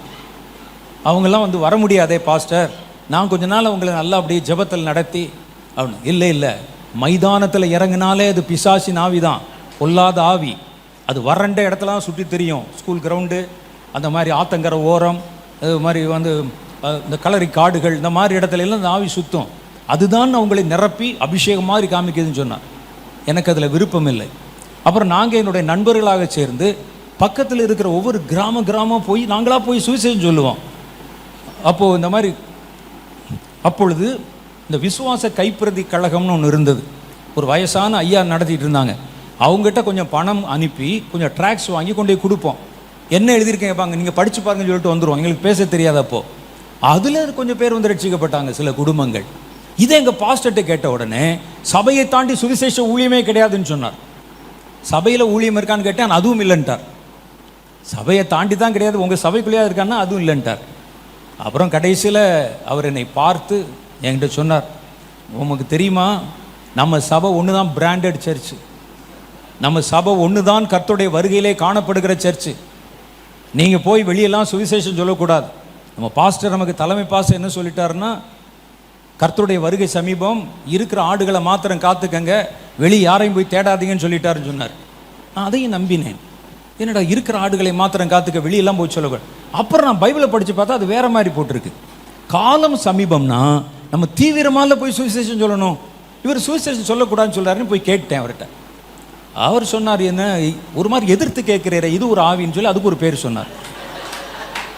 இது பொல்லாத ஆவி, இது கீழ்ப்படியாதுன்னு சொன்னார். நான் சொன்னேன், ஐயா நான் சர்ச்சை விட்டு நான் நின்று கொள்ளுகிறேன், எனக்கு ரொம்ப கஷ்டமாக இருக்குது. எனக்கு இருக்கிற ஆவி இதுவரைக்கும் நான் குடித்தேன் வெறிச்சேன் குடிக்கூடான்னு சொல்லிச்சு. நான் அதை பரிசுத்த ஆவி என்று நம்புகிறேன். ஊழியம் செய்யி சுவிசேஷம் சொல்லுன்னு சொல்கிறேன், அந்த ஆவி சொல்லுது. நீர் அதை பிசாசின் ஆவின்னு சொல்கிறீங்க. எனக்கு நல்லது செஞ்ச அந்த ஆவி, எந்த ஆவியாக இருந்தாலும் பரவாயில்ல, இதுவே என்கிட்ட இருக்கட்டும், நான் வெளியே போகிறேன்னு சொன்னேன். அப்பொழுது எங்கள் பாஸ்டர் என்னை பார்த்து சொன்னார், தம்பி உனக்கு ஒரு விஷயம் தெரியுமா, நம்ம சர்ச்சு தான் கர்த்தரால் அங்கீகரிக்கப்பட்ட பிராண்டட் சர்ச்சு. இது ஒன்று தான் பரலோகத்துக்கு போகும். ஏன் தெரியுமா, நம்ம சபையில் தான் 1,44,000 மெம்பர் இருக்கிறாங்கன்னு சொன்னார். 1,44,000 அப்படி தெரியுமா உங்களுக்குன்னு கேட்டேன். ஆமாம், நாங்கள் லிஸ்ட் வச்சுருக்கோம், 1,44,000 பேர். பைபிளில் போட்டிருக்குதே 1,44,000 பேர்னு போட்டிருக்கிறேன். எனக்கு அப்போ பைபிள் தெரியாதனால சொல்ல நம்பிட்டேன். ஆனால் அதில் பார்த்தா இஸ்ரேலினுடைய 12 கோத்திரங்களை பற்றி போட்டிருக்கு. இவர் இப்படி சொல்கிறாரு என்கிட்ட, அது 1,44,000 பேர். எனக்கு அதில் சம்மதி இல்லை. நான் சொன்னேன், உண்மையிலே தெரியுமா ஐயான்னு கேட்டேன். ஆமாம், போன வருஷம் பாஸ்டர் சொல்லிட்டார், 1,44,000 பேர் இருக்கிற சர்ச்சு நம்ம சர்ச்சு தான். இதான் வந்து பைபிளில் போட்டிருக்கிற சர்ச்சு மணவாட்டி, மற்றதெல்லாம் மறுமனையாட்டியான். இவர் பாருங்க, இயேசுவையே கொச்சப்படுத்திட்டான் அந்த ஆள். மற்ற சபையெல்லாம் கேட்டேன், மற்றெல்லாம் மறுமனையாட்டி. மறுமனையாட்டின்னு தெரியுமில்ல உங்களுக்கு? அதெல்லாம் தாலி கட்டாத மனைவிகளாம். அப்போ இயேசுவை என்ன தான் சொல்ல வரீங்க நீங்கள்? அவருக்கு தாலி கட்டின மனைவி 1, தாலி கட்டாத மனைவி 10, பரலோகத்தில் இது என்னது? எனக்கு அப்பவும் அதை வந்து புரிந்து கொள்ள தெரியல. எனக்கு என்னமோ ஒரு தப்பாக சொல்லுகிறார் என்று தெரிந்தது. நான் கம்யூனிசத்தில் இருந்தவன். எங்களுக்கு சொல்லி கொடுத்ததே ஏன் எதுக்கு எப்படின்னு கேள்வி கேளு, அது உன் மனசுக்கு சரியாக நியாயமாக பட்டா ஏற்றுக்க, இல்லாட்டா எதிர்த்துருன்னு சொல்லியிருக்கான். ஞாபகம் வந்துருச்சு எனக்கு. இல்லை நான் போகிறேன்னு சொன்னேன். அப்புறம் மறுபடியும் கேட்டேன் அவர்கிட்ட, 1,00,000 சரியாக தெரியுமான்னு கேட்டேன். ஆமான்னு சொன்னேன். ஐயா நீங்கள் 1,44,000 இருக்கிறீங்க, நான் ஒரு ஆள் வந்துட்டா 1,44,001 ஆயிரும். அப்போ அந்த பைபிளில் போட்ட வசனத்தில் போட்ட நம்பர் கணக்கு தப்பாக போயிடும். ஒருவேளை அது 1,44,000 வைக்கணும்னு கர்த்தர் விரும்பினா, நான் வந்தால் யாராவது ஒரு ஆள் வெளியே போக வேண்டி வந்துடும் உங்கள் சர்ச்சில் இருந்து. இது எதுக்கு நீங்கள் 1,44,000 இருக்கிறீங்க, அப்படியே பரலோகத்துக்கு போங்க, என்னை விட்டுருங்கன்னு சொல்லிட்டு வெளியே வந்துட்டேன். அப்போ இவங்க என்ன சொல்ல வர்றாங்க அப்படின்னு கேட்டால், நம்மை அப்படியே மயக்கி நம்மை தங்களுடைய கட்டுப்பாட்டில் வைத்துக்கொண்டு நீங்கள் அடுத்த கட்டத்தை தாண்டிடக்கூடாது, நீங்கள் கர்த்தருக்குன்னு கனி கொடுத்துடக்கூடாது, செயல்படக்கூடாதுன்னு அவர்கள் அறிஞ்சு செய்கிறாங்களா அறியாமல் செய்கிறாங்களா தெரியல. ஆனால் இது சாத்தானுடைய தந்திரம். கர்த்தருக்கு ஒரு பலவான்களின் தலைமுறை எழும்பணும், அது கர்த்தர் எதிர்பார்க்கிறார். கர்த்தர் அவங்களை கொண்டு பெரிய காரியம் செய்ய விரும்புகிறார். கடைசி காலத்தில் தான் எழும்புவாங்க. அதனால் முன்னெப்போதும் வாழ்ந்த தேவ ஜனங்களை விட கடைசி காலத்தில் எழும்ப போகிற தேவனுடைய ஜனங்கள் கர்த்தருக்குன்னு விசேஷித்த காரியத்தை செய்ய போகிறவர்கள். அவங்க மூலம்தான் அந்த முத்திரை உடைக்கப்படும். தேவனுடைய வார்த்தைகள் தேசத்துக்குள்ளே கொண்டு வரப்படும். புதை பொருள்களாக இரும்பினவைகள் எல்லாம் முத்திரை உடைக்கப்பட்டு வெளியே கொண்டு வரணும். கர்த்தருக்கு அப்படிப்பட்ட ஒரு யௌவன சந்ததி தேவைப்படுகிறது, ஒரு பலத்த சந்ததி தேவைப்படுகிறது. கர்த்தர் அதை எதிர்பார்த்து அப்படியே வருகிறார். ஆனால் இருக்கிறவன் எல்லாம் இந்த ஜனங்களை தங்களுக்கு அடிமைகளாகவும் கைப்பாவைகளாகவும் நீங்களா எதை யோசிக்கக்கூடாது என்பதை போலவும் நீங்கள் எங்கள் வழியாய்த்தான் கர்த்தருக்குள்ளே போகணுங்கிற மாதிரியும் ஒரு தோற்றப்பொலிவை கொண்டு வந்து நம்மை செயல்படா விட முடியாமல் வச்சிருக்கிறாங்க. பிதாவிடத்திலே போவதற்கு இயேசு வழி, இயேசுகிட்ட வரணும்னா நான் வழின்னா இது என்ன நியாயம் இருக்குது? எத்தனை வழி தான் நீங்கள் போவீர்கள்? இயேசு ஒருவர் தான் வழி, இயேசு ஒருவர் தான் சத்தியம், இயேசு ஒருவர் தான் ஜீவன். அப்போ அதை நம்ம ஏற்றுக்கொள்ளக்கூடாதபடி, அதுவும் இந்த கடைசி காலத்தில் ஒரு பலவான் தலைமுறை பிறக்கக்கூடாதுன்னு உங்களுக்கு பலம் குறைந்த ஆகாரங்களை கொடுக்குற சாப்பாட்டை பொறுத்தானங்க இருக்குது. சாப்பாடு மாறிடுச்சுன்னா லைஃப் ஸ்டைலே மாறிடும். தெரியுமில்ல உங்களுக்கு? நாங்கள் ஸ்கூல்களில் படித்த காலங்களில் சின்ன வயசில் எங்கள் ஸ்கூலில் வந்து ஒரு கிளாஸில் ஒரு 40 பேர் 50 பேர் படிப்பாங்க. 40 பேர் 50 பேர் படிக்கிற கிளாஸ் ரூமில் ஒரே ஒருத்தன் தான் குண்டா இருப்பான், யாராவது ஒருத்தன் தான் குண்டா இருப்பான். மற்ற எல்லாம் ஒன்று சொன்னாப்போ ஒரே மாதிரி இடையில தான் இருப்போம் நாங்கள் எல்லாருமே. ஒருத்தன் சட்டை இன்னொருத்தன் போட்டுக்கலாம், ஒருத்தன் உன்னுடைய ட்ரௌசர் இன்னொருத்தன் போட்டுக்கலாம், அந்த மாதிரி தான் ஒரே மாதிரி இருப்போம். ஒருத்தன் தான் குண்டா இருப்பான். ஆனால் இப்போ ஸ்கூலில் போய் பார்த்துருக்கீங்களா? ஒருத்தன் தான் என்னை மாதிரி இருக்கிறான், மற்ற எல்லாம் வேறு மாதிரி இருக்கிறான். அப்போல்லாம் பார்த்தீங்கன்னா அந்த ரோட்டில் ஓடுற கூட்டம்லாம் நீங்கள் பார்க்க முடியாது. இப்போ இருக்கிற தலைமுறையில் காலையில் எந்திரிச்சு போனீங்கன்னா மத்தியானத்தை விட சாயந்தரத்தை விட காலையில் தான் டிராஃபிக் பயங்கரமாக இருக்குது. அவர்கள் ஓடுவது மாத்திரமில்லாமல் நாயும் சேர்ந்து ஓடுகிறது. ஏன் தெரியுமா? உணவு மாறிவிட்டது, ஒபிசிட்டி பெருகிவிட்டது. அதான் காரணம். நீங்கள் சாப்பிட்ற சாப்பாடு இருக்கு பாருங்கள், எல்லாம் விஷம், எல்லாம் கெமிக்கல், புது புது உணவுகள். ஒரு சின்ன கிராமத்தில் கூட இப்போ நீங்கள் போனால் பீஸா இருக்கான்லாம் கேட்குது, பாட்டி பர்கர் இருக்காடா, என்னடா கடை வச்சுருக்கேன்னு கேட்குது. பழைய காலம் மாதிரி இன்னும் போண்டா போட்டுக்கிட்டு இருக்கேன்னு சொல்கிறாங்களே. இந்த உணவு முறை மாறினால் ஜனங்களுடைய வாழ்க்கை முறை மாறிவிடும். உணவு தானே தீர்மானிக்குது. இன்றைக்கி நீங்கள் சாப்பிட்றதுல எது சுத்தமாக இருக்குது? ஒரு காலத்தில் நம்முடைய தாத்தா பாட்டிகள் 100 வயசு வரைக்கும் அப்படி கட்ட மாதிரி வாழ்ந்தார்களே, போச்சே. இன்னைக்கு எல்லாம் மாறிவிட்டது. உங்களுக்கு வேற ஒரு உணவு பழக்கத்தை கொண்டு வந்துட்டாங்களே. ஒரு காலத்தில் கிராமங்களில் பார்த்தீங்கன்னா சாம்பல் எடுத்து பல் தேய்ச்சிக்கிட்டு இருப்பாங்க, அடுப்பு கறியை நுணுக்கி பல் தேய்ப்பாங்க. கார்பரேட் கம்பெனிகள் வந்தது, உப்பு இருந்துச்சுன்னா அதை எடுத்து பல் தேய்ப்பாங்க. கார்பரேட் கம்பெனி வச்சு சி இவைகளை வைத்தால் எப்படி பல்லு விளங்கும்? அதனால வந்து இப்போ நாங்கள் புதுசு கொண்டு வந்திருக்கிறோம், அது இருக்குது இது இருக்குது, ஃப்ளோரைடு இருக்குது, வந்து ஒரே இதில் வந்து டபுள் கலர் இருக்குது, ட்ரிபிள் கலர் இருக்குதுன்னு எல்லாம் சொன்னான். கொஞ்ச நாள் அதையெல்லாம் வச்சு தேய்ச்சி பார்த்தாங்க, பல் கொட்ட ஆரம்பித்து விட்டது. இப்போ அதே ஆள் கேட்குறான், நீங்கள் தேய்க்கிற அந்த பேஸ்ட்டில் கறி இருக்கான்னு கேட்குறான். இருந்த கறியை நீ தானே அநாகரிகம் சொல்லிட்டு போட சொன்னேன். இப்போ அந்த கம்பெனி வந்து கேட்குது, உங்கள் பேஸ்ட்டில் உப்பு இருக்குதான்னு கேட்குறான். நாங்கள் முதல்ல உப்பை தானடா வச்சு தேய்ச்சிக்கிட்டு இருந்தோம். அப்போ அதை மாற்றின உடனே ஒரு சமுதாயமே மாறி விடுகிறது. ஆவிக்குரிய ரீதியிலும் அப்படி தான். நீங்கள் கேட்கிற சத்தியம், நீங்கள் புசிக்கிற தேவனுடைய வார்த்தை, நீங்கள் பயன்படுத்துகிற கர்த்தருடைய சத்தியம், அது ஆரோக்கியமற்றதாய் போச்சுன்னா உங்களுடைய தலைமுறையே மாறி போயிடும். சாத்தானுக்கு அது தெரியும். ஒருவனை பலவீனம் உள்ளவனாய் வியாதி உள்ளவனாய் மாற்றணும்னு சொன்னால் அவன் சாப்பிட்ற சாப்பாட்டில் கை வைக்கணும். அதே போல தான் இன்றைக்கு ஆவிக்குரிய சத்தியங்கள். சத்தியத்தை தேடுங்க, ஒன்றுமே இல்லை. என்ன பேசுகிறான்னு யாருக்குமே புரியவில்லை. புதுசு புதுசாக என்னென்னமோ பேசுகிறாங்க. சில இடங்கள் ஏதோ வந்து சினிமா பாட்டு பாடலாம் ஆராதிக்கிறாங்களாம். புதுசு புதுசாக என்னவோ வருகிறது. ஏனென்றால் இந்த தடுக்கல்களை போட்டால் நீங்கள் பலட்சியமாகி விடுவீர்கள். உங்களால் நிற்க முடியாது, உங்களால் ஜெபிக்க முடியாது, ஜெபம் கூரை தாண்டாது, உங்கள் துதி தேவனுடைய சந்நிதியிலே போய் எட்டாது, நீங்கள் கர்த்தருக்குன்னு கனி கொடுக்க முடியாது, சாத்தானை ஜெயிக்க முடியாது, மாம்சத்தை ஜெயிக்க முடியாது. எங்க கை வைக்கணும்? உணவில் கை வைக்கணும். பலமுள்ளவர்களுக்கே பலமான ஆகாரம் என்று கர்த்தருடைய வேதம் சொல்லுகிறது. பலமுள்ளவனுக்கு தான் பலமான ஆகாரம். இன்றைக்கு கர்த்தர் உங்கள் கண்களை திறக்க விரும்புகிறார். உங்கள் கையில ஒரு பெரிய பொறுப்பை கொடுக்க விரும்புகிறார். கடைசி காலத்திலே தேவனுடைய ஜனங்களுக்கு என்று வாக்கு பண்ணப்பட்டிருக்கிற பல பெரிய காரியங்களை உங்களை கொண்டு கர்த்தர் செய்ய வைக்க விரும்புகிறார். அது எலியா செய்ததை விட பெரியது, எலிசா செய்ததை விட பெரியது, மோசே கடல்களை பிளந்ததை விட பெரியது. அதனால்தான் அவங்களுக்கெல்லாம் மறைச்சு கர்த்தர் அதை உங்களுக்கு வெளிப்படுத்த சித்தம் வைத்திருக்கிறார். எத்தனை பேர் இதை நம்புறீங்க? அதை பற்றி பேசத்தான் இந்த கூட்டம். இன்றைக்கு வந்திருக்கிறவர்கள் பாக்கியவான்கள், இந்த முகாமிலே பங்கு பெறுகிறவர்கள் பாக்கியவான்கள். நான் சொல்வதை நீங்க எழுதி வச்சுக்கோங்க. இனி கொஞ்ச நாட்கள்ல இங்கே நடக்கிற கூட்டங்களுடைய தன்மை மாறிவிடும். கர்த்தர் எதிர்பார்க்கிற காரியம் நடக்கும். புதிய தலைமுறை உள்ளே வரும். போன முறை இதை தான் சொன்னேன், இந்த முறை அதே தான் சொல்லுகிறேன். உங்கள் கண்கள் திறந்து பாருங்க, ஒரு யௌவன சந்ததி வரும். இது கர்த்தரிடத்தில் அப்பத்துக்காக பின்னால் பின்பற்றுகிற கூட்டம் அல்ல, கர்த்தருக்கென்று தன் ஜீவனையும் கொடுக்க துணிந்த கூட்டம், கர்த்தருக்கென்று சாதிக்கிற கூட்டம், தேசத்தை பிடிக்க போகிற கூட்டம், கர்த்தருடைய சித்தத்தை நிறைவேற்ற போகிற கூட்டம். பலவான்களை வெட்கப்படுத்தும்படி கர்த்தர் பலவீனர்களை தெரிந்து கொள்ள போகிறார். கர்த்தர் பெரிய பெரியவர்களை, பெரிய பெரிய சபைகளை, பெரிய பெரிய அமைப்புகளை கீழே தள்ளி எளியவர்களான உங்களை கர்த்தர் தேர்வு செய்ய விரும்புகிறார். நீ நம்பினால் நீ பாக்கியவானா இருப்ப. இல்லைங்க அவங்க கொடுக்குற சாப்பிட்டு வெந்ததை தின்போம், விதி வந்தால் சாவோம் என்று நாங்கள் இருக்கிறோம், நீங்கள் போனீங்கன்னா அவ்வளோதான், நம்முடைய ஆத்மா நஷ்டப்பட்டு போகும். கர்த்தர் கொண்டு வர வேண்டி விரும்புகிற காரியம் நம் கையை விட்டு வேறொரு இடத்துக்கு போயிடும். கர்த்தருக்கு யுத்தத்தில் நிற்கிறவன் மாத்திரம் இல்லை, ஆடுகளின் பின்னால் ஓடி திரிகிறவனை கூட யுத்த புருஷனா மாற்ற முடியும். கர்த்தர் நீங்கள் இன்றைக்கு கூப்பிடாவிட்டால் கல்லுகள் கூப்பிடும். கர்த்தர் ஆபிரகாமுக்கு பிள்ளைகளை கல்லிலே இருந்து உண்டாக்க அறிந்திருக்கிறவர். இன்னைக்கு அந்த அழைப்பு உங்களுக்கு வந்திருக்கு. விட்டுட்டீங்கன்னா கல்லுக்கு போயிடும். அது கர்த்தருடைய சித்தம் நிறைவேறும். அந்த சித்தத்தில் நம்ம இருக்கணும், அதுதான் பெருசு. அதற்குத்தான் கர்த்தர் உங்களை இங்கே அழைத்து வந்திருக்கிறார். நாளைக்கு நம்ம இன்னும் மேலான பெரிய காரியங்களை பற்றி கேட்க போகிறோம். அதுக்கு நம்ம என்ன செய்யணும்னு பார்க்க போகிறோம்.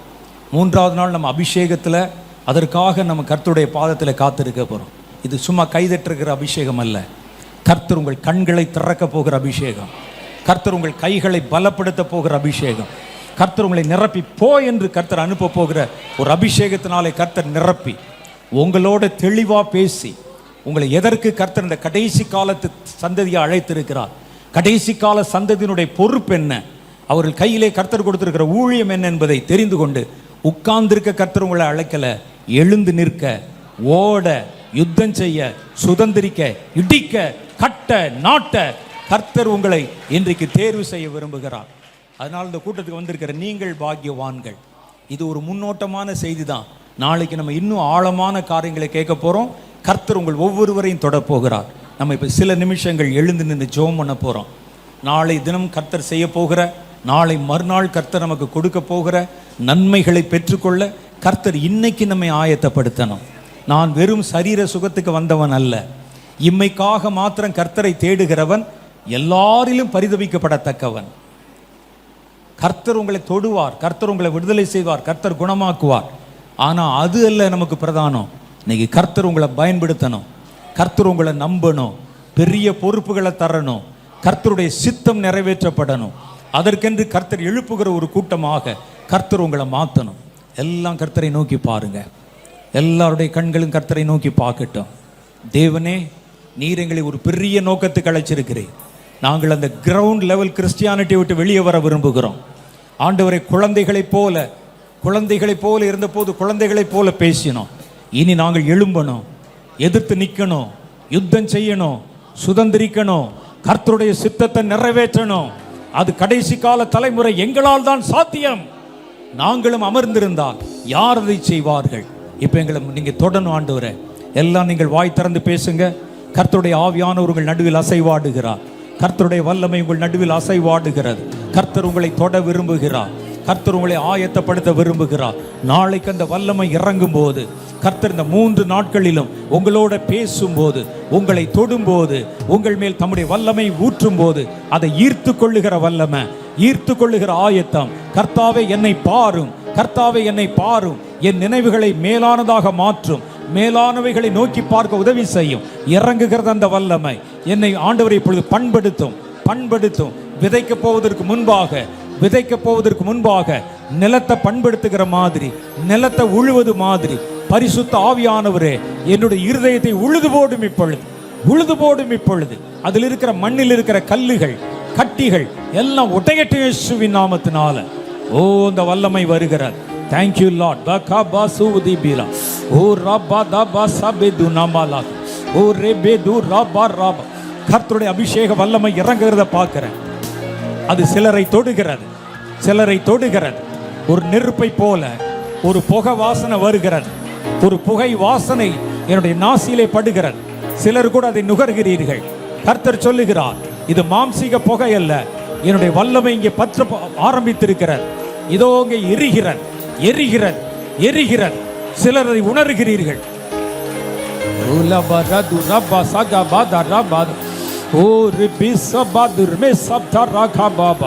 அக்னியை போட போகிறார். அது பற்றி எரியும்படிக்கு இருதயங்களை ஆயத்தப்படுத்துகிறவர், இருதயத்தை பண்படுத்துகிறவர் இறங்கிவிட்டார்.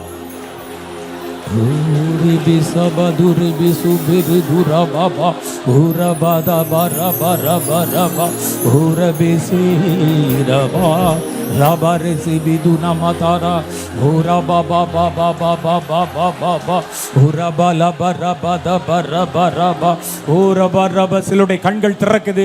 சிலர் தேவன் இதோ உங்கள் மேல் வல்லமையா இறங்குறதை உணர்கிறீர்கள். அந்த அபிஷேகம் உங்களை தொடுகிறது. ஏதோ ஒரு செட்டை உங்கள் முகத்துக்கு முன்னால வீசினா, ஒரு விசிறியை வச்சு வீசினா எப்படி இருக்குமோ அதே போல ஒரு காற்று உங்களை தொடுகிறத பார்க்கிறீங்க. ஆம், கர்த்தர் சொல்லுகிறார், நான் தான் இங்குதான் இருக்கிறேன்.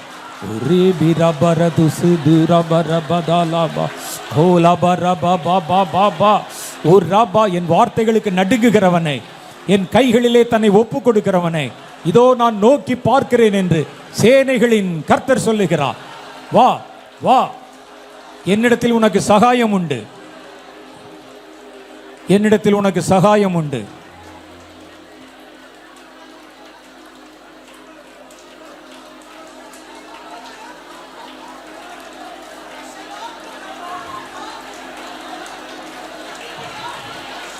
என்னை பின்பற்றி வா. நான் உன்னை என் சித்தம் செய்கிறவனாய் மாற்றுவேன்.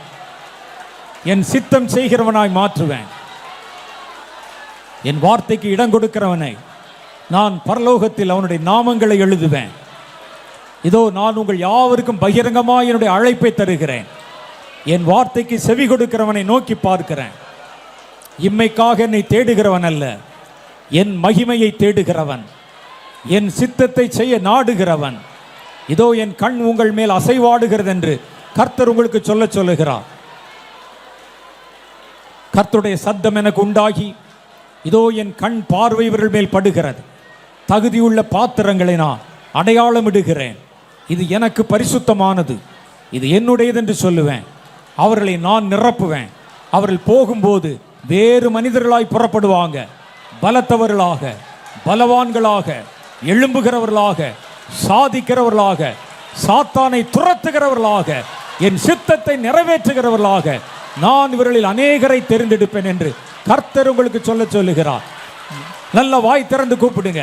என்னை விட்டுறாதீங்க ஆண்டவரே, என்னைய விட்டுறாதீங்க ஆண்டவரே.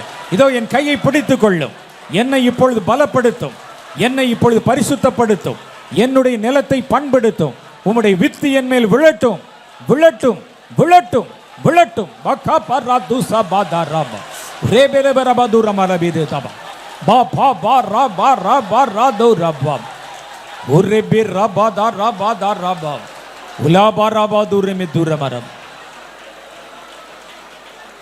என் ஜனமே கேள் என்று கர்த்தர் சொல்லுகிறார்.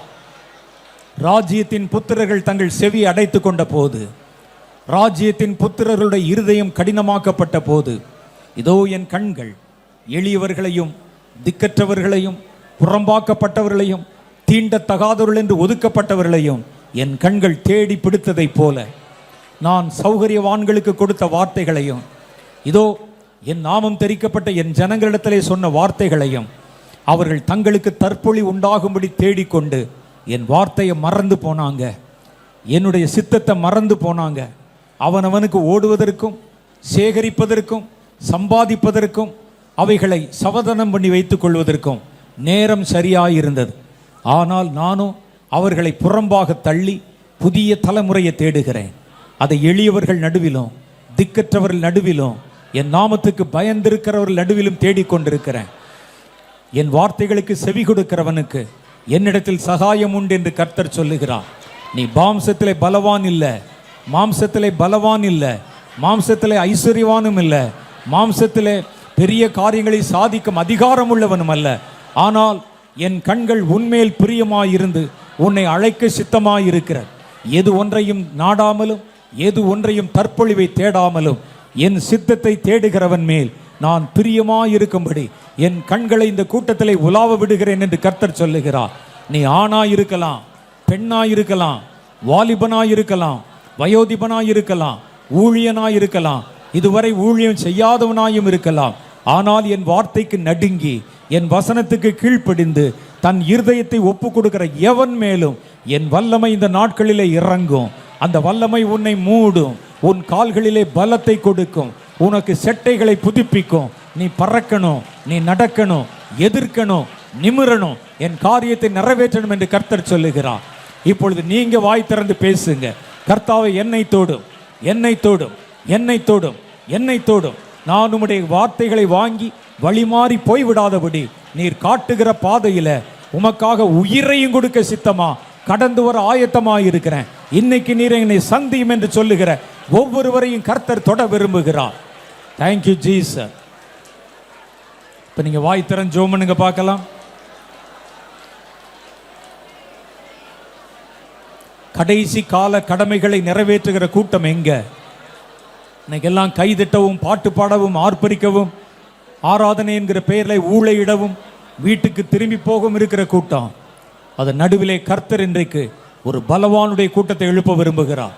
ஒரு தீர்க்க தரிசன தலைமுறை எழுப்ப விரும்புகிறார். முத்திரை உடைக்கிறவங்களை விரும்புகிறார்.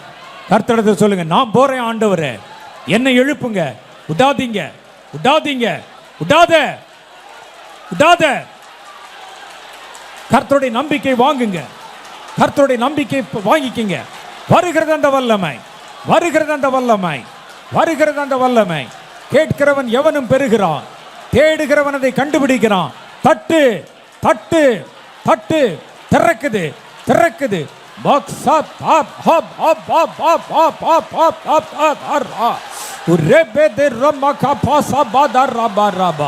நல்ல வாய் திறந்து அந்நிய பாஷை பேசுங்க, நல்ல வாயை திறந்து பேசுங்க.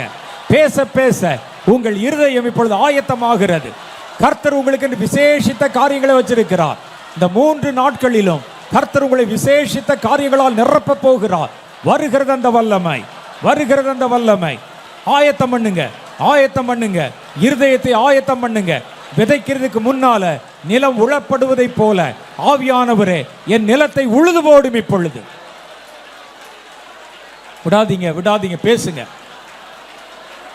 ஒரு பலத்த அபிஷேகம் உங்கள் மேல் இறங்கும்.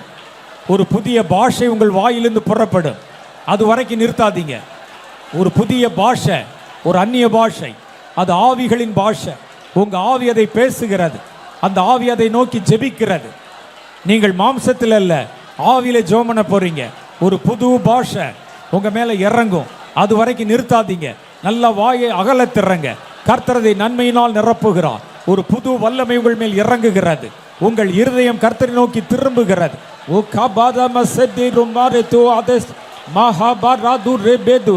வல்லமை வல்லமை வல்லமை வல்லமை. விடாத விடாத விடாத. புது பாஷை, புதிய பாஷை. ஆமா, வாலிபர்கள் மேல, வாலிப பிள்ளைகள் மேல இறங்கட்டும், இறங்கட்டும். விடாதீங்க. ஊழியர்கள் மேல விடாத, நிறுத்தாம பேசுங்க, நிறுத்தாம பேசுங்க. அந்த அபிஷேகம் உங்களை பேச வைக்கிறது. மேலான காரியங்களை குறித்து அது ஜெபிக்க வைக்கிறது. உங்களை ஆவியில ஜெபிக்கிறீங்க.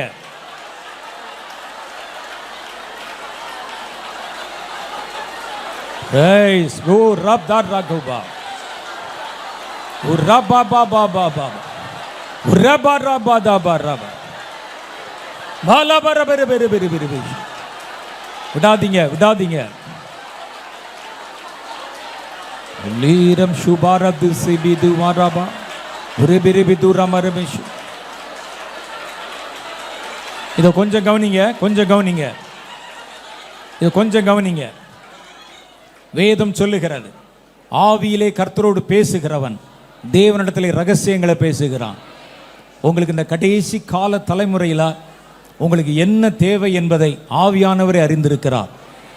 நீங்கள் தானே ஏற்றபடி வேண்டிக் கொள்ள வேண்டியது என்னதென்று அறியாதிருக்கிறபடியினால் ஆவியானவர் ஜெபம் பண்ண விரும்புகிறார்.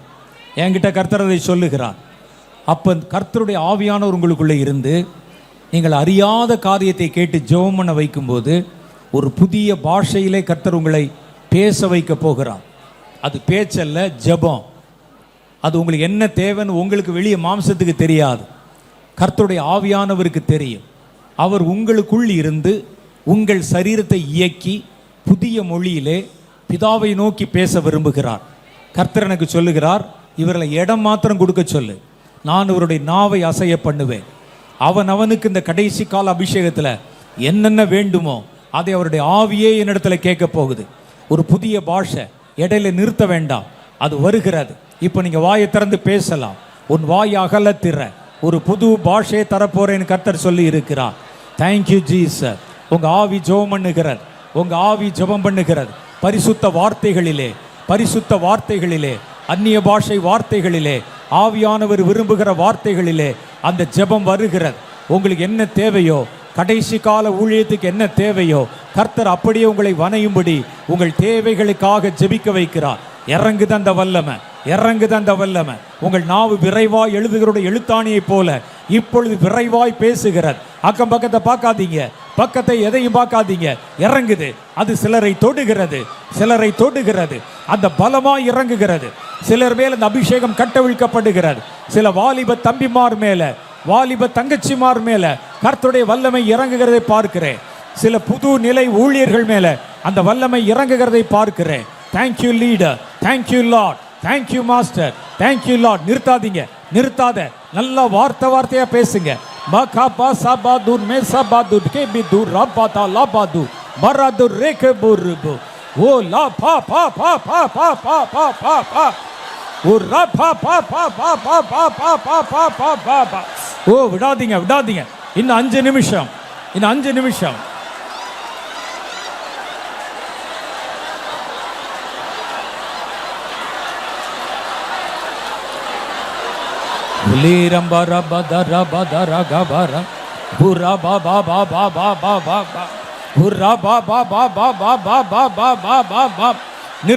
நிறுத்தாத. கர்த்தர் தான் உன்னை இயக்குகிறார். கர்த்தர் தான் பேசுறாரு. கர்த்தருடைய ஆவியானவர் தான் உன்னை ஜெபிக்க வைக்கிறார்.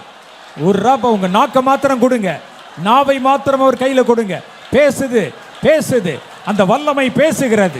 கர்த்தருடைய ரத்தம் பேசுகிறது. கர்த்தருடைய அபிஷேகம் பேசுகிறது. பாபாரா பரபர பரபர பரபர பரபர பரபர பரபர.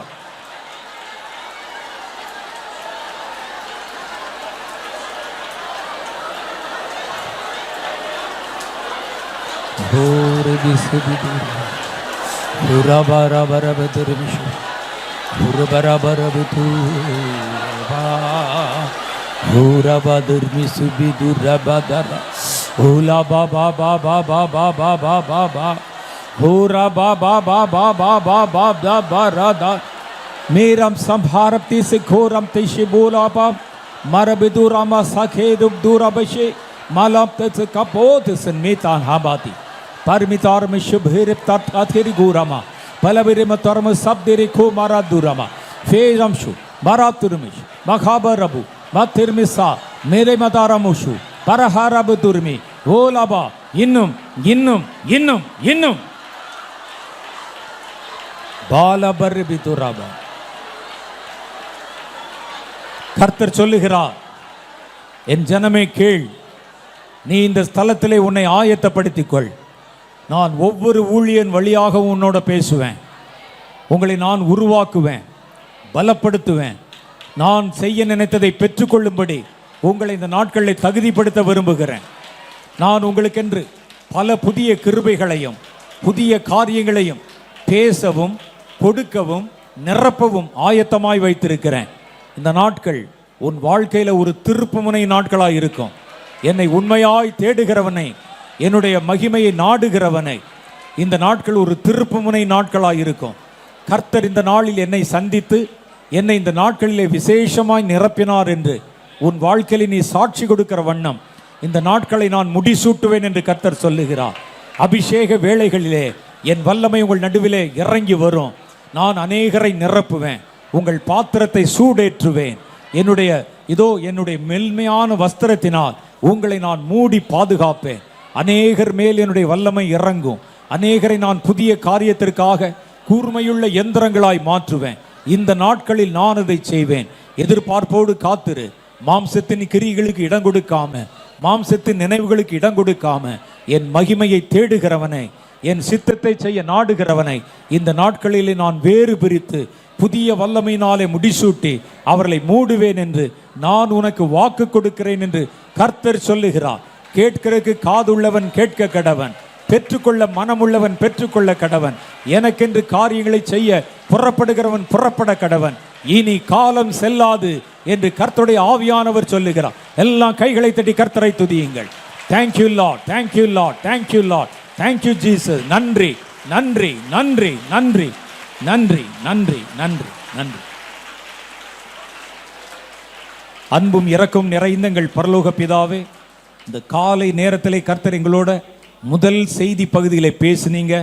எங்களை எதற்கென்று அழைத்து கொண்டு வந்திருக்கிறீர் என்ற உம்முடைய நோக்கத்தை நீர் நிறைவேற்றினீர். உமக்கென்று பலமுள்ள ஒரு சந்ததி வேணும், பலத்த காரியங்களை செய்கிற ஒரு புதிய தலைமுறை வேணும். அதை எழுப்புவதே உம்முடைய நோக்கம். அதற்கான மனிதர்களை தேர்வு செய்யத்தான் நீர் இந்த வளாகத்தை தெரிந்தெடுத்திருக்கிறீர். இந்த நாட்களை முன்குறித்து வைத்திருக்கிறீர். எங்களுடைய எந்த சின்ன தவறுகளோ, எங்களுடைய சாதாரணமான விருப்பங்களோ உம்முடைய சித்தத்தை தடை செய்து விடாதபடி எங்கள் இருதயங்களை ஒருமுகப்படுத்தும். எங்கள் ஒவ்வொருவரையும் ஒரே பார்வையில் கர்த்தரிடத்தில் நாங்கள் எதிர்பார்க்கிற பலமான கிரியைகளை பெற்றுக்கொள்ள வாசல்களை திறந்தருளும். பேச போகிற ஒவ்வொரு ஊழியர்களையும் கர்த்தர் அக்கினி ஜுவாலையாய் பயன்படுத்தி அருளும். நாங்கள் கண் மூடும் போதெல்லாம் பரலோகம் திறக்கிறத பார்க்கணும், நீங்கள் காதுகள் திறக்கிறத பார்க்கணும், கர்த்தருடைய பிரசன்னம் இந்த இடத்துல அசைவாடுகிறத பார்க்கணும், மேலான வார்த்தைகள் புறப்படுகிறத பார்க்கணும். கர்த்தருடைய கரத்திலே மிகுதியான நேரங்களை ஒப்பு கொடுத்து கடந்து போகிறேன். இயேசுவின் மூலம் எங்கள் ஜெபங்களை ஏற்றுக்கொள்ளும் எங்கள் பிதாவே. ஆமேன், ஆமேன். ஸ்தோத்திரம்.